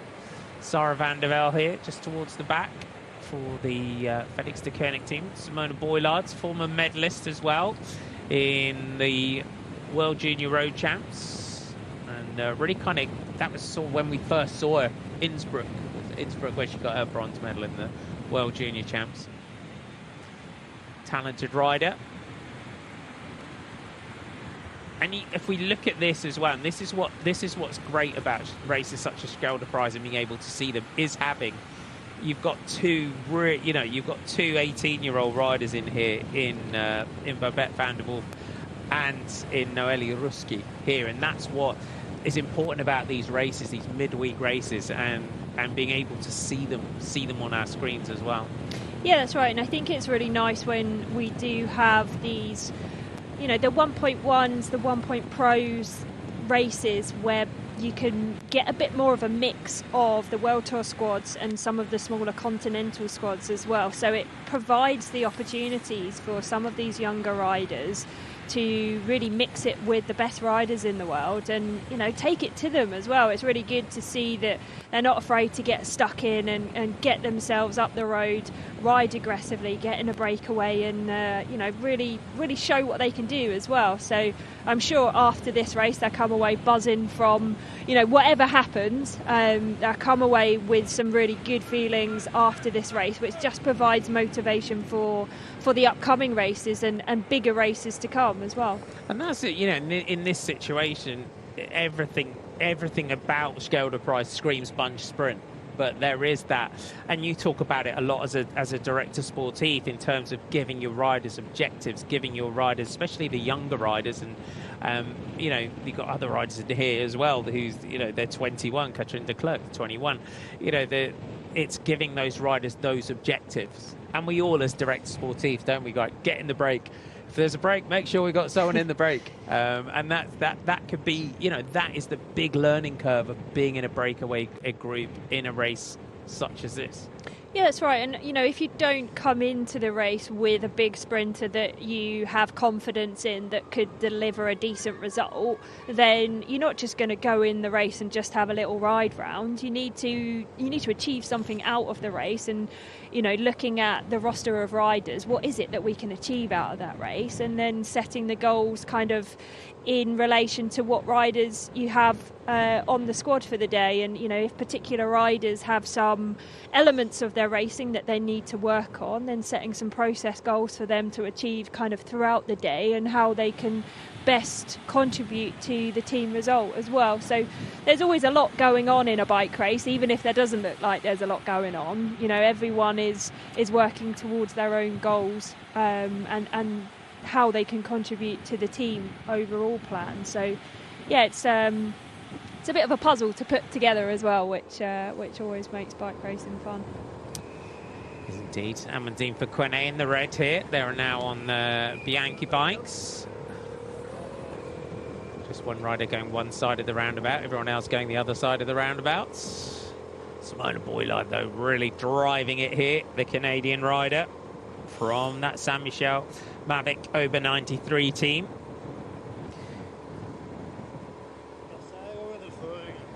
Amandine. I always talk about cyclocross anyway with when Amandine's on screen. No, but she's a very accomplished road rider as well. She had a victory in GP Nantes last year as well, and her winter had a kind of one win in sort of a French Cup cross, and had a very sort of solid winter as well. And there's another rider both on the road and in the field that's really sort of progressing year after year. Yeah, and just using those cyclocross skills, and obviously the confidence that she brings from cyclocross onto the road as well. 2 times French national champion, and she was 4th in the under 23 worlds this year. So yeah, of course she's a very classy bike rider, and it's good to see her riding aggressively on the road as well, and kind of bringing that experience that she has into the Arkea squad. And that Extremadura race that I mentioned earlier on in Spain, they absolutely dominated. They won the team time trial in it, and they won the stages. They won it overall. It was a really, having watched Arkea kind of come into the sport and take perhaps a little while to get established. It was good to see them going and racing somewhere perhaps away from Belgium and away from France and away from the sort of world tour races. And it was just nice to see the sort of manner in which they dominated it. And Megan Armitage won it overall ahead of teammate Clara Emond. And we've seen so many times this season with Trek Segafredo coming in and teams coming in together, 2 riders together at the top of the mountain, the final mountain stage, and crossing the line hand in hand at the top. There was none of that in there. So I caught the live stream. I was watching the live stream of it, and it was I'm winning this stage. It was stick in your spokes. it was watching the way Amandine and the rest of the Arkea team had, and the way it's kind of grown year on year, a little bit more each year. And that for me, sort of sitting and getting a chance and just catching that live stream or watching that and just seeing them, they're definitely we're seeing those glimmers of that team now starting to move up.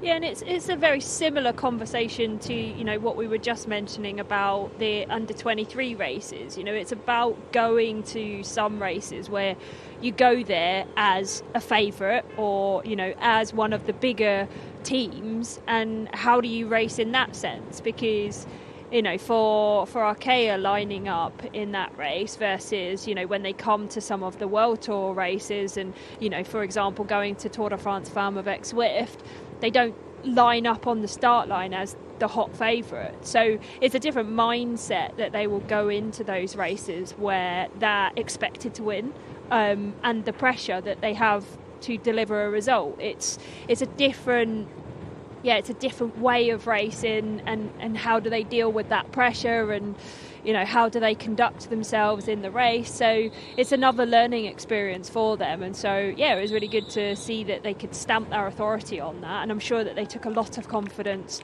from that race, and lessons learned that they can apply in the races that are coming up. And that's, for me, that's what a lot of those races are really about. It's the steps that riders can take to help them progress, not just in that one race, but kind of using those learning experiences going forward to make them into better bike riders and help the team progress as a collective as well as the individual.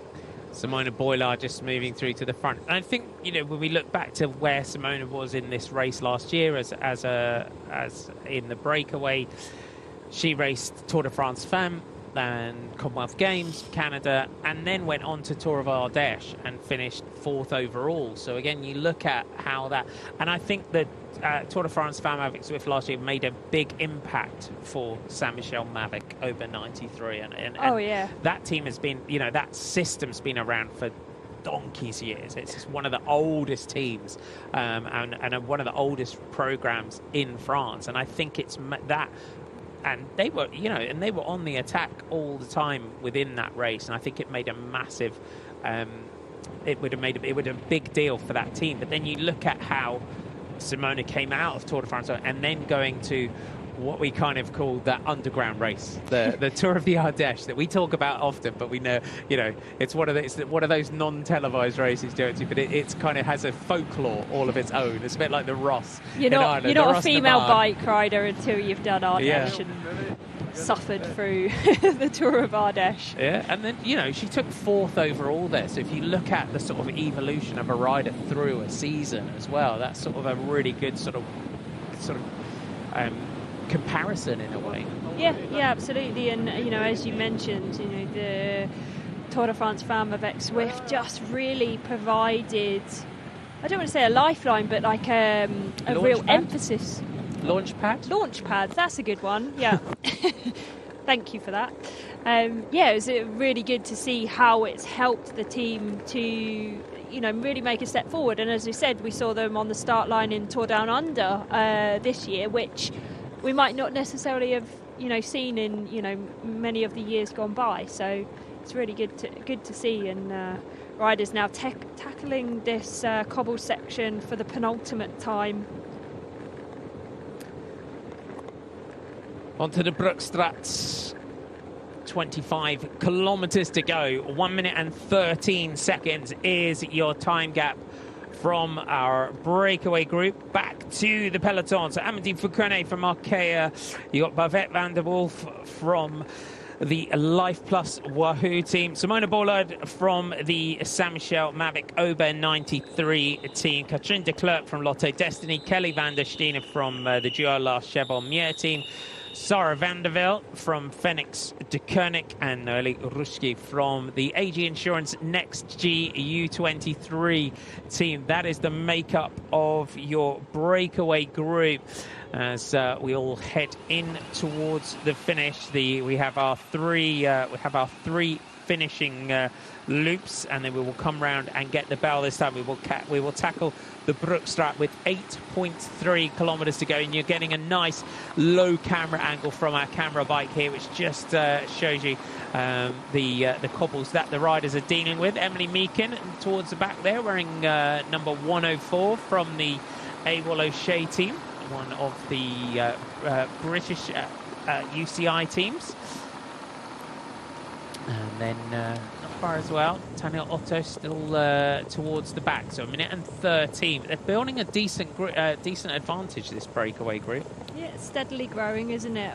Up to 1 minute and 13 seconds now. So the bunch behind look relatively comfortable. But this group are certainly motivated. These 7 riders really keen to keep this breakaway going. When you look at the teams of which they are representing, you wouldn't say that there is necessarily one of the big kind of sprint favourites amongst these teams. So it is going to be down to the likes of Team SD Works, Team DSM, UAE ADQ to try and control this breakaway and bring it back for some of the big pre-race favourites in the likes of Lorena Wiebes, Charlotte Kool and Chiara Consoni. Just seeing one of the AG Insurance helpers along the side. Got a set of wheels on the cobblestone after the cobblestones as well. It's not easy to grab a bottle in a race like this. At that sort of, it's like grabbing a brick sometimes, isn't it?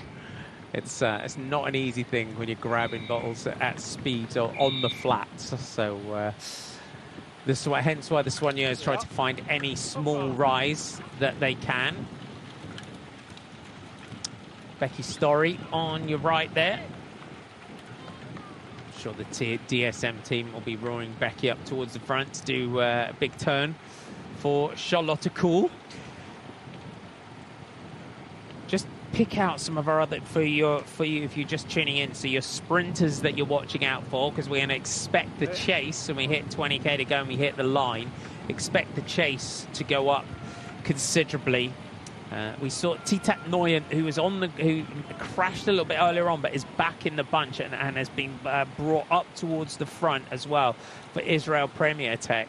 So hopefully they can bring her through towards the front as well. Chiara Consoni, watch out for her in the finish today. You've got Ariana and Martina Fidanza for that Sarah Tizet WNT team. And then for Zaf, Maggie Coles-Lister. Perhaps watch out for Maggie Coles-Lister in the sprint, but the big favourite has got to be the two-time champion, looking to do the triple here for SD Worx in Lorena Vivas. But 1:20, plenty of communication going on between our breakaway group. So Babette van der Wolf goes through. Noli Ruski swinging off the front for the AG Insurance team. And it took an awful long time for this breakaway to become established, but established they are. So if they can push this out to maybe 1.5 minutes as we go towards the line.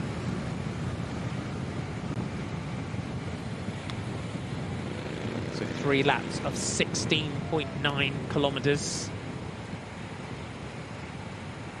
So we ride along the side of the River Schelde here and then swing back in towards the town. And then they will get the bell lap this time. It's a good circuit. It's a good way of doing it, the way they do it in Scheldeprijs as well, with the 3 big finishing loops. Yeah, it provides a bit of a kind of a Belgian kermis at the end, doesn't it? With a nice little cobble section just to spice things up a bit. It also makes it a lot easier logistically for the teams. We've seen the Soigneurs out feeding. You know, if they're just stood in one point, you know exactly where the Soigneurs will be, and you can take a bottle lap after lap. Normally speaking, it would be that feeding would close with around 20 kilometres to go. So the bar closes, get your last orders in before the last lap.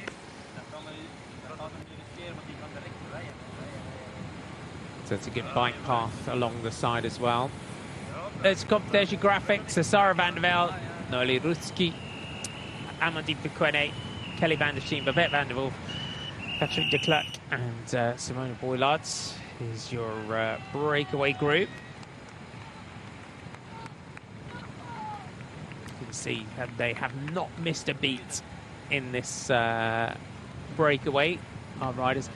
It's nice, isn't it, when you see a breakaway just straight away, just such a fluid breakaway. There was no messing at all as soon as they got clear. Yeah, I think all of these riders know that being in the breakaway is their best opportunity for a good result. You know, perhaps not just for themselves, but for the team in themselves. So, you know, I'd say probably the team that has the best sprinter out of this breakaway group would probably be looking at the Fenix de Koenig team with Maria Martins, the former Portuguese champion. She's got a very fast finish on her, and then looking at the San Michel Ober 93 team with Roxane Fournier as well, also a very fast finisher. But for the rest of these teams are probably looking at, you know, if this breakaway can last to the finish, then this is probably the team's best opportunity to get, you know, well, it's guaranteed if they stay away, it's going to be a top 7 result, isn't it? So it's it's a really good opportunity for these teams to get themselves up there. But 20 kilometres to go, and we've got less than 1:30, so it does look like our big teams in the shape of SD Worx, DSM, UAE ADQ are controlling this quite nicely at the moment. When you're in this position in a breakaway, when you're kind of doing that, who blinks first with the peloton, is there that communication?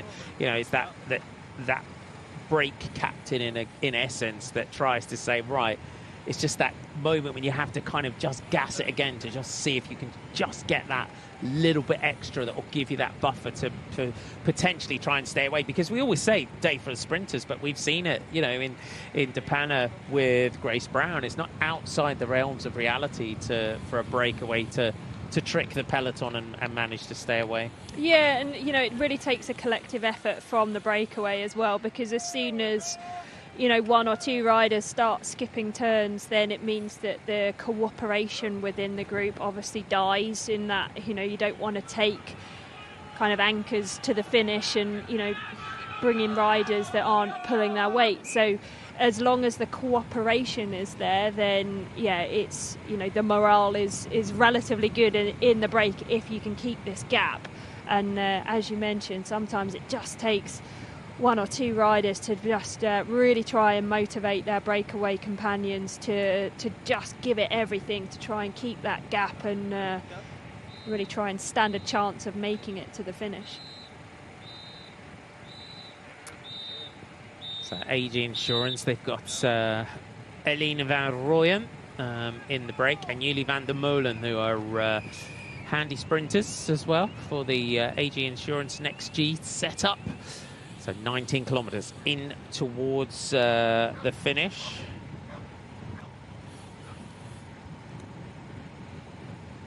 Still working well together.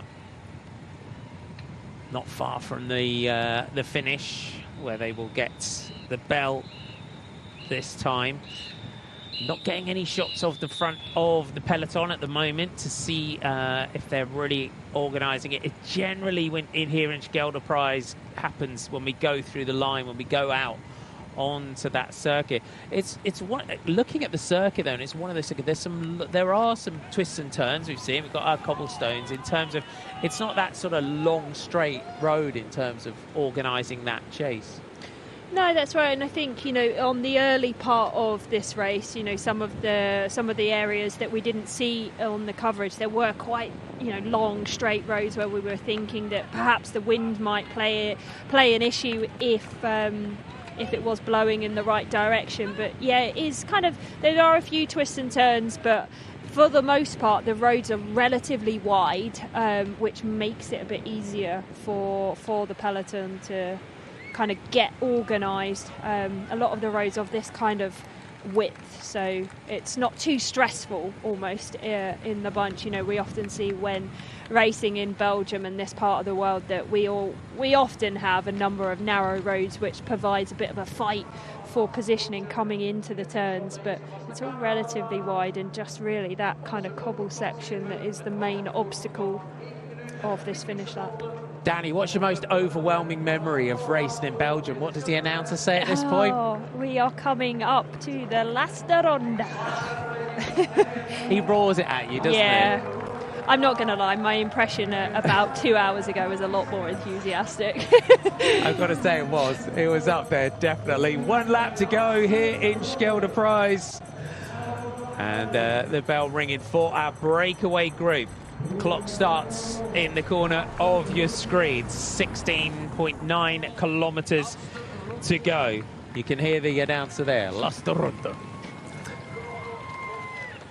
Amity Fukwene, Babette van der Wolf, Simona Boyler, Katrin de Klerk, Kelly van der Steen, Sarah van der Velde, Noé Ruski is your breakaway group. And here come the peloton, and it's UAE ADQ now that are doing the work on the front for Chiara Consoni. There's Lorena Vives on the right of your picture in that white jersey of the European champion, surrounded by her SD Works teammates. And it's Marlen Reusser looking around on the front for SD Works, that's about to start bringing Vives through. Sarah Tizet, WNT, plenty of options for them in the sprint, and the gap has come down considerably with UAE ADQ on the front. Yeah, you can see that they're really starting to control this gap now, and really time to go racing in this last lap. So UAE ADQ for Chiara Consoni, Anastasia Carbonari, Lizzie Holden from Great Britain, Karolina Kumjega from Poland, Switzerland's Linda Zanetti, and Italy's Anna Trevisi. That is the makeup of that UAE ADQ team, looking to try and set things up for Chiara Consoni. It's a fairly long run in towards the sprint, so it is. We would always say it's pretty perfect for Lorena Vives, but Charlotte Kool delivered her perfectly last year and swung off fairly late, and we saw the way Charlotte Kool was sprinting, and we always have seen sort of historically that as soon as Lorena Vives gets a jump on everyone, no one can come back. But early on in the season, Charlotte was able to do that. Consoni's sprinting really, really well as well. So it's going to be an interesting run towards a finish, I think. It is, and we know what a phenomenal sprinter Lorena Wiebes is, but as you mentioned, she has been beaten a few times this season in sprints of kind of different situations almost. So she's certainly not that. I want to say, she's certainly not the sprinter that she was, last year when you looked at coming into a sprint that it was almost like, right, how do we get second? So she's shown this year that she is beatable, and a number of riders have done that in the sprint. But yeah, of course, you don't want to give her an inch, because she will certainly take a mile if you do that. Do you think that it's that Charlotta and Elisa Balsamo and Chiara Consoni, in a case of there's a lot of riders that have stepped up as well, or perhaps because she has said that she's been looking, she was right into the teeth of Flanders at the weekend in the breakaway group with Marlon Reusser and Lotte Kopecky. Yeah, we've definitely seen this year that she's always been a strong rider, don't get me wrong. She's always been, not just a pure sprinter. She's always been very strong. But this year she seems to be climbing better. We saw it in Drenthe and in the Ronde van Vlaanderen, that she's right up there on those punchy climbs. So whether that has taken something from her initial acceleration, because that was perhaps the most impressive part of Lorena Wiebes' sprint, was that initial jump that she could get on the rest of the riders. So, it's maybe the way that she's able to climb has taken a little bit away from that. But then, of course, that brings her into the mix in a number of different races as well. So it's not just looking at the kind of pure flat races. She's able to contest the finish in most races that don't include a mountain. You just don't want it to that focus to just take that edge, because she's gone to SD Works, who have got a rider in Lotte Kopecky, who's now the classics rider. So in essence, there's, when you go to that team, and maybe perhaps throwing it out there, perhaps it is seeing how far she's digging into these classics. It's just that gelling into a new team and just wanting to be there as you saw. We saw in Umlaut Het Nieuwsblad on the Bosberg, just absolutely nailing it up the Bosberg to try to control things for her teammates. Yeah, and it's a very different situation. It's obviously a completely different setup that Lorena Wiebes finds herself in now that she's in the team of SD Works. But yeah, I mean, what a card to play for SD Works. We've often seen that they are sending riders up the road, and Lorena Wiebes is sat in the group behind. That can be plan B if it comes back as a sprint. So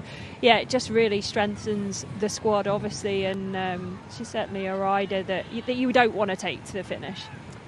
They've had 9 wins so far this year, Team SD Works. Can they make it a 10th today? 13 kilometres to go, 39 seconds. Drops down, just clicks back 1 second for our breakaway group.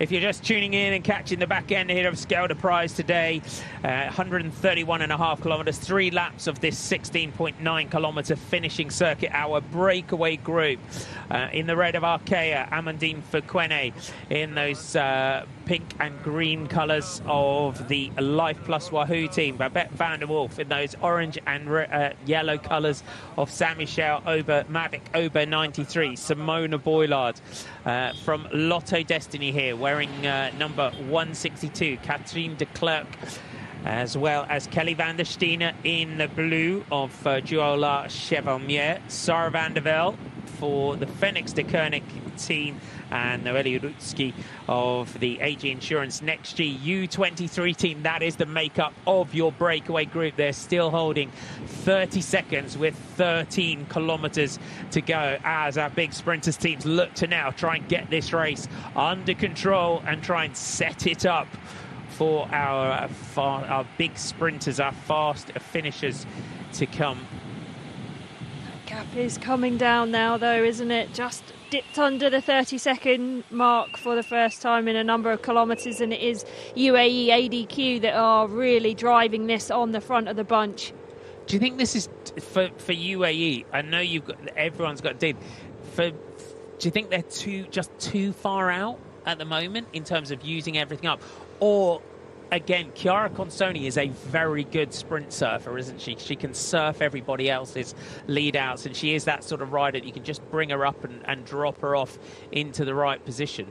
Yeah, and I'm just looking just exactly where Chiara Consoni is, and she looks like she's around sort of 15 riders back. So they have put 3 of the teammates on the front there that are looking to control the pace. They're closely followed by the team of SD Works, and then Liv Racing just behind them. But Chiara Consoni herself is just a little bit further back, so just saving the powder a bit now. So leaving it to the teammates. It's dipped under the 20-second mark for the first time in a very long time now. So 12 kilometres to go, and there we go. We've got the shot of the distance on the road. I wonder when we're going to see, or if we're going to see some attacks coming out of this breakaway group as a last-ditch attempt to try and stay away. Is Sarah van der Velde of the Phoenix de Koenig team on the front. Really gritting her teeth, Sarah van der Velde, to try and keep this one clear. We always have to live in hope. We always live in hope for our breakaway groups when they get clear. But a great move. And Babette van der Wolf is not done without a fight. Is the Life Plus Wahoo rider, has one last dig to try and take something clear here. The peloton behind, you can see SD Works all lining out on the front to try and line it up for Lorena Vivas.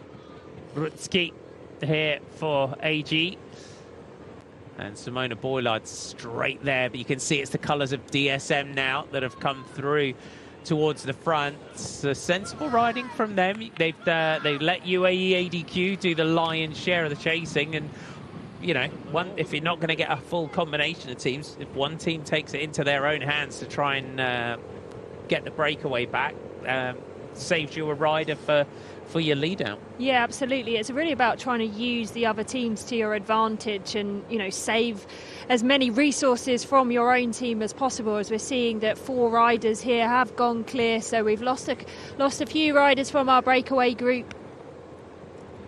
So Catherine de Klerk, Babette van der Wolf, Simona Boylard and Noelia Rutschke are left in your breakaway. Phoenix de Koenig now are on the front, as we mentioned. Maria Martins, the former national champion of Portugal, European champion in Switzerland on the track this year in Grenchen. Has got a fast finish. She's definitely one of those kind of riders that could be there and thereabouts in this sprint, as Rutschke goes again.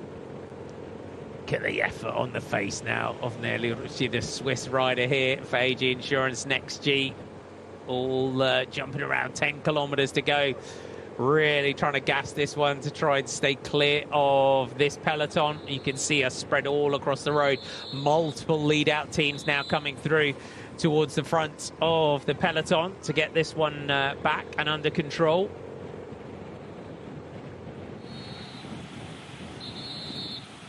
Just got to watch these little raised islands in the middle as well, haven't you? These little raised cobbled bits in the middle. Yeah, but it's really good what Flanders Classics have done with obviously marking out these, you know, bits of road furniture. It's kind of leading the way almost in race safety. You know, really highlighting to the riders that there is a danger coming up, because yeah, it can prove a complete disaster if they go unnoticed. But the graphic there just showing just over a kilometre to our final section of cobbles.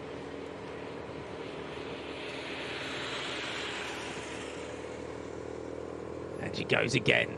Noelia Rutschke is not done without a fight here. I mean, needs to check the road book if there's a combativity award, if there's a last rider standing award in this one. You always want to be the last rider from the breakaway that's caught. Yeah, I mean, it's really good to see the 18-year-old riding so aggressively, isn't it? You know, really trying to make the most of this breakaway group. As you said, she comes into this race on good form. You took a podium in the Volta Limburg Classic just last weekend. It does look like it is day done for our breakaway. The catch is made as the last rider from our breakaway group is caught. And everything back under control. As we now, 8.7 kilometers to go. We're going to set this one up now for that anticipated bunch sprint. As you see, many teams now up towards the front. DSM, Phoenix, De Koning, SD Works, UAE, ADQ, all very much up towards the front. Just taking that right-hand turn. Last time of cobbles coming up now, so 1,700 metres. And it is the team of Phoenix De Koning that have come to the front. Sanakant now on the front, driving this one for the Phoenix De Koning team. So they have got a sprinter in this one that they could put up there as a potential favourite. DSM looking to deliver Charlotte Kool. Last year they delivered Lorena Vivas, with Charlotte Kool being the final lead-out rider for that team coming into the finish.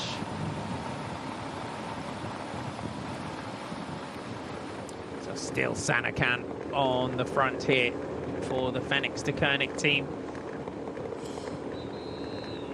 Not far away, like 3 riders back. You can see the SD Works lead out for Lorena Vivas, just starting to form around the in front of the European champion. For DSM, we can see now, just caught a glimpse of the red and white Canadian national champions jersey as well in Maggie Coles-Lister for that ZAF cycling team. Could Coles-Lister take a podium or a big result in this one today? Fast finisher, Lorena Vivas just floating around on the back of her lead-out riders. Danik Bram there sat in second wheel for the Jula Chevelmare team. Good to see the Dutch rider up there after a recent bout of illness. So looks like she's made a good recovery, positioning herself well towards the front as we see a team of SD Works and Marlene Rooster coming to the front. Big lead out from the winner of Gent-Wevelgem. DSM have got, looks like 2 riders now up there for Charlotte Kool. See those Lotto Destiny jerseys as well, just trying to move up towards the front. Still on the cobblestone, still Marlene Reuser. They've got, so their lead out, so they've got Marlene Reuser, Mishka Vedwal, Barbara Gorishki, Femke Marcus and Lonika Uniken to lead out for Lorena Vivas. Down onto the side of the river, right-hand turn for the riders. Isabel Janusz here towards the back. And Dijkstra for the GT Crush team alongside her. You can just see the way everyone's just getting swung across here to the right. Yeah, and the pressure is really on through that cobblestone section. It's just backing off now, so we're seeing a number of teams bringing their main sprinters up towards the front. Still in the centre, Phoenix De Koning. You can see the way UAE have just kind of taken the foot off the gas just a touch on the looking at the left. And then you've got Tennille Campbell now moving up. We'll have a look and see who she's got on the wheel. We're just glancing across. Anastasia Carbonari not far from the front as well. There's Maggie Coles-Lister in that Canadian Champions jersey in the red and white. And there's Charlotte Kool, you can see, in that black jersey with the 2 blue stripes. AG Insurance Next G all keeping themselves up towards the front here as well.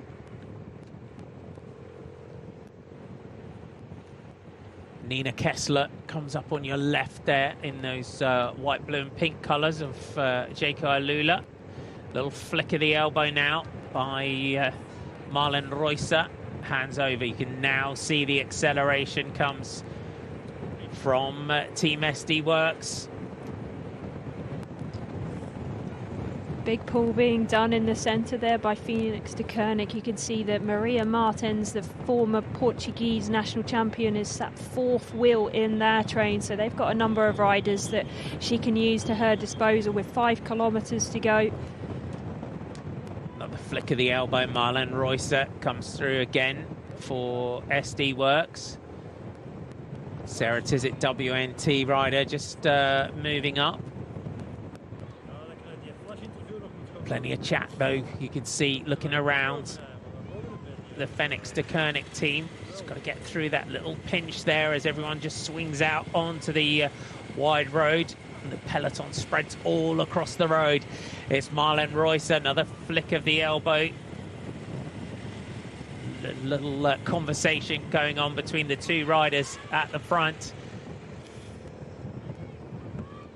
So with Femke Marcus and Briske Veredevold as well in that lead out. Lonika Uniken, they know, can help deliver Lorena Vivas in that for the final stages of the lead out. Was Lizzie Holden of the UAE ADQ squad sat just to the side of Team SD Works. This is Ariana Fidanza of the Sarah Tizet WNT team in the blue and red. So it looks like they might be going for either her sister there in Martina Fidanza.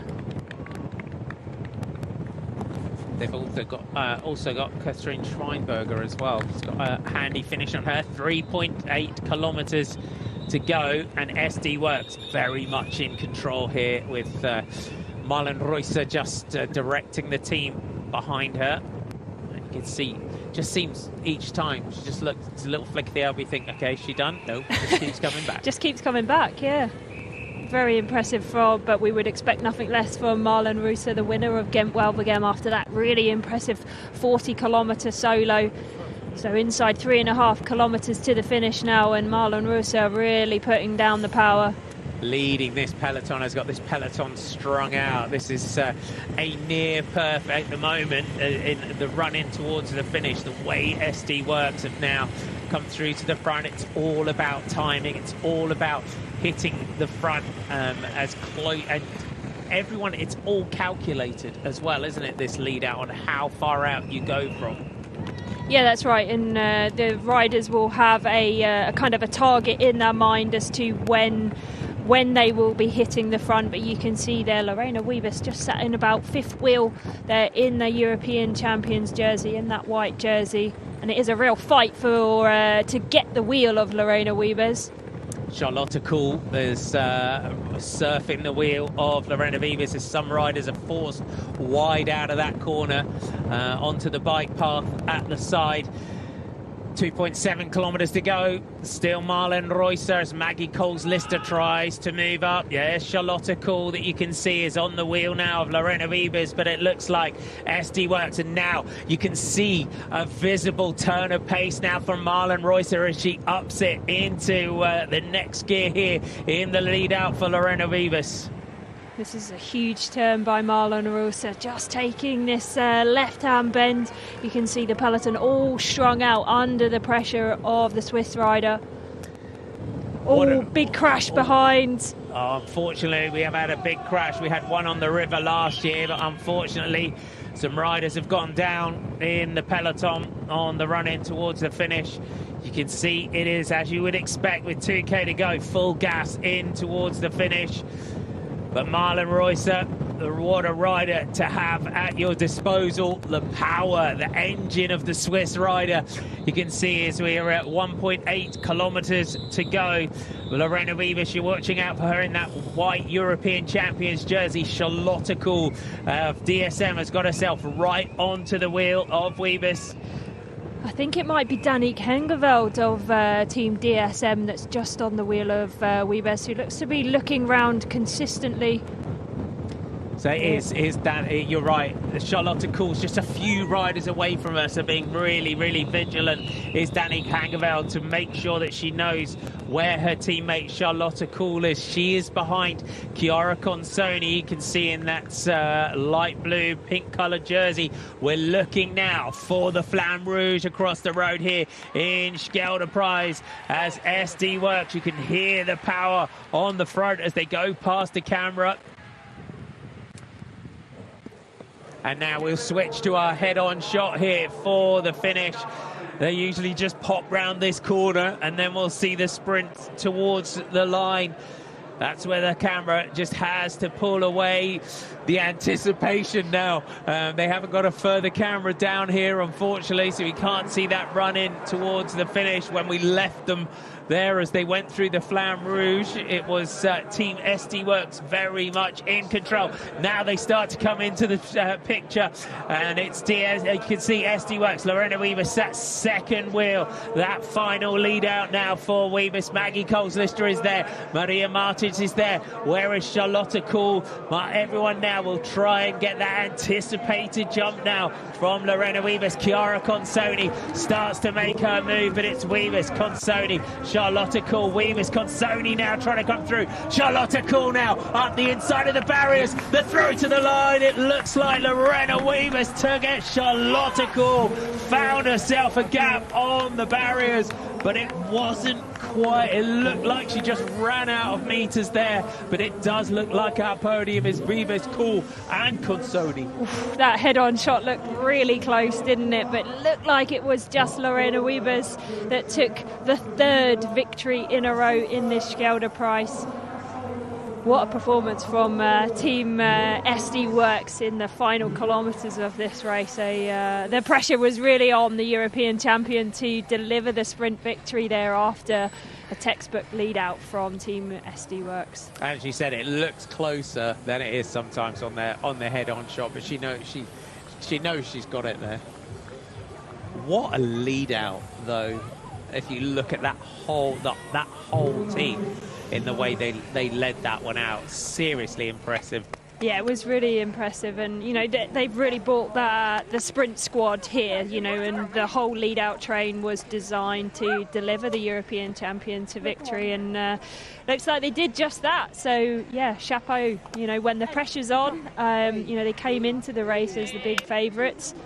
And to deliver it is often a different situation. So, yeah, well done, chapeau to them. And it's interesting seeing how Barbara Gorishki has slotted into that lead out, and how quickly that lead out has come together with Lorena coming in this year, Barbara coming in from Movistar as well. Yeah, they seem to have really gelled together as a team, and it's very important that, you know, this collection of riders are able to really find themselves in the lead out train and come together as a squad, because it's just so important for that lead out. Take us through this sprint. Yeah, you can see here that once Lorena Wiebes is released from that SD Works lead out, it was just almost plain sailing for her right to the finish. Here you can see Charlotte Kool of Team DSM just on the wheel, coming round on the right hand side of our screen, almost making it through on the inside there, and it was a lunge to the line.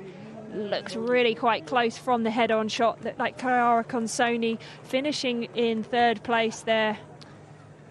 Barbieri up here as well in this sprint. Maggie Kohlslister not far away from the front. Look at Charlotte Kool coming off the wheel of Lorena Wiebes, throws the bike at the line, launches the bike at the line, does Charlotte Kool, and now we'll get the side-on photo. They'll come into shot momentarily. It's a great shot of the finish line here. Let's have a look.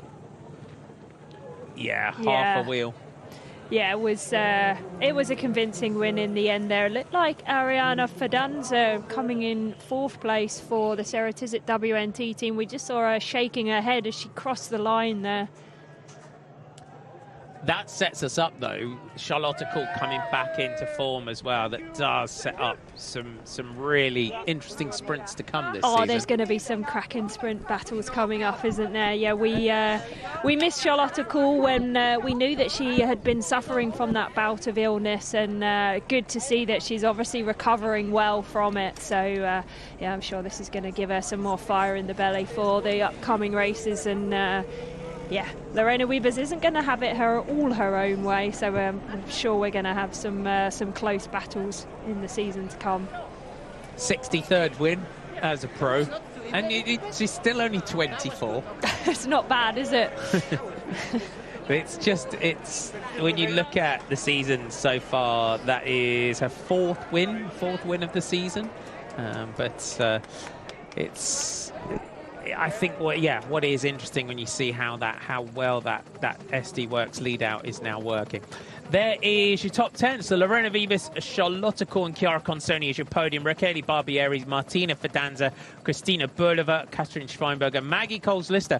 Great ride by April Tacey of the Life Plus Wahoo ride team, getting in there in 9th. And then Letizia Paternoster there in 10th. Yeah, that's a breakthrough ride for April Tacey, the young British rider. To get a top 10 in this race is a real result for the rider from Leicester. So really good to see her making that top 10, and good to see that Paternoster was up there. I'm sure she'll probably be a little bit disappointed with that result, but good to see that she has recovered from her crash in Depana and is back towards the pointy end of the bike race. Yeah, definitely. We were chatting about that earlier on. It's good to see Letizia Paternoster back in there. For April Tacey, though, it's and riders who get a breakthrough top 10 against this sort of company. Not just one sprinter in Lorena Wiebes, but you've got Consoni, you've got Kool, you've got a whole group. And when you're doing it on your own as well, that's when a top 10 in something like this is something to celebrate. Yeah, it's a really great ride, and you know, April is a rider who was often working for the team in her first couple of years with the squad, so you know, it's really good to see that now she is able to take the opportunities for herself and get some results in her own right. So you know, we've known for a few years now that April is a really strong rider. She just hasn't had the opportunities to show it, so really good that as soon as she gets the nod, that she's going to grab those opportunities. Yeah, you have to just remind yourself, sharpen your elbows, and away you go. Here's Lorena Wiebes. Lorena Wiebes, proficiat met jouw hattrick. Ja, bedankt. Je kwam een ideaal wedstrijdverloop vandaag, maar kom je net iets te vroeg op kop in de sprint? Nou ja, dat viel wel mee. Ik denk dat ik met ongeveer 150 meter kwam, dus het was niet te vroeg. Het was genoeg om te winnen en daar gaat het om. En het moest ook wel, aangezien het team deed een geweldige lead-out. Was je verrast dat Charlotte Kool nog zo nipt tegen jou kwam? Nee, ik voelde haar opkomen op links. En ik ben geen renster om dan de deur dicht te gooien. Dus ik neem niet het risico om haar de hek in te duwen. En daarom, ik voelde haar opkomen, maar het was genoeg. Ja, het was genoeg. We zagen jou in de laatste 3 kilometer dat de ploeg berenwerk verrichtte. Ook daarvoor al perfect wedstrijdverloop. Ja, zeker. We stonden weer met een hele sterke ploeg aan de start. En we hebben nu echt laten zien dat we echt een hele goede lead-out neer kunnen zetten. Het voorjaar is van jullie, nu Parijs-Roubaix. Ben je daar ook op, vrouw? Nee, Lotte wil heel graag die wedstrijd winnen. Dus ik ga haar graag ondersteunen daarin. Dikke proficiat met jouw zege. Bedankt.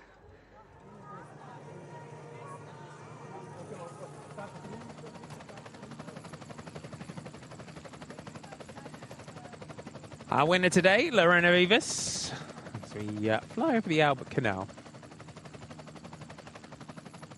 What an edition of Scheldeprijs. 3 from 3 for Lorena Wiebes, which is impressive in itself.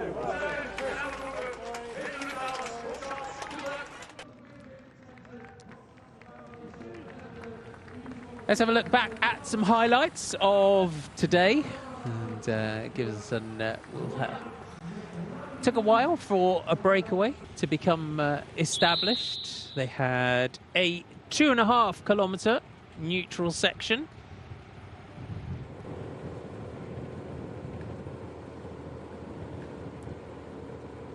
And this was the making of our breakaway group. It was a good start, this breakaway group, in terms of Kelly van der Steen launching it. Yeah, it did take quite some time for the breakaway to go, but we saw Kelly van der Steen, the Belgian rider, on the attack, and it was quickly established that we had 5 riders out in front, able to steadily bring the gap up to around 30 seconds. So the breakaway group would be Amandine Fuquene of Arkea, Babette van der Wolf of the Life Plus Wahoo team, Simona Boylard of Saint Michel, Mavic Aubin 93, Catherine de Klerk of Lotto Destiny, and they joined Kelly van der Steen at the front. Sarah van der Velde and Noelle Rutski of the Phoenix de Koenig and AG Insurance Next G teams were chasing hard, and they made contact with 36 kilometers to go. And the gap would grow from the 36 seconds that they had at this point to nearly a minute and a half when we went through the line. That final lap, though, the sprinters teams were not going to be outwitted today in wanting to bring it down to a sprint finish. Live Racing Tech Find did a bit of work earlier on in that sprint. It was UAE ADQ that did a lot of work in bringing that breakaway back. SD Works, though, you've got to say, Lonica Unica, Femke Marcus, Marlon Royska, Mishka Bredewald, Barbara Grorishki, the final lead out of Lorena Vivas, delivering her, Danny, absolutely perfectly here. Yeah, I mean, the pressure was on to deliver the result because she was released inside the final 200 metres. A simple day out, almost, you would say, for Lorena Wiebes there. Yeah, what a lead out she had from the team of SD Works. And for Lorena Wiebes, just a case to deliver it perfectly to the finish.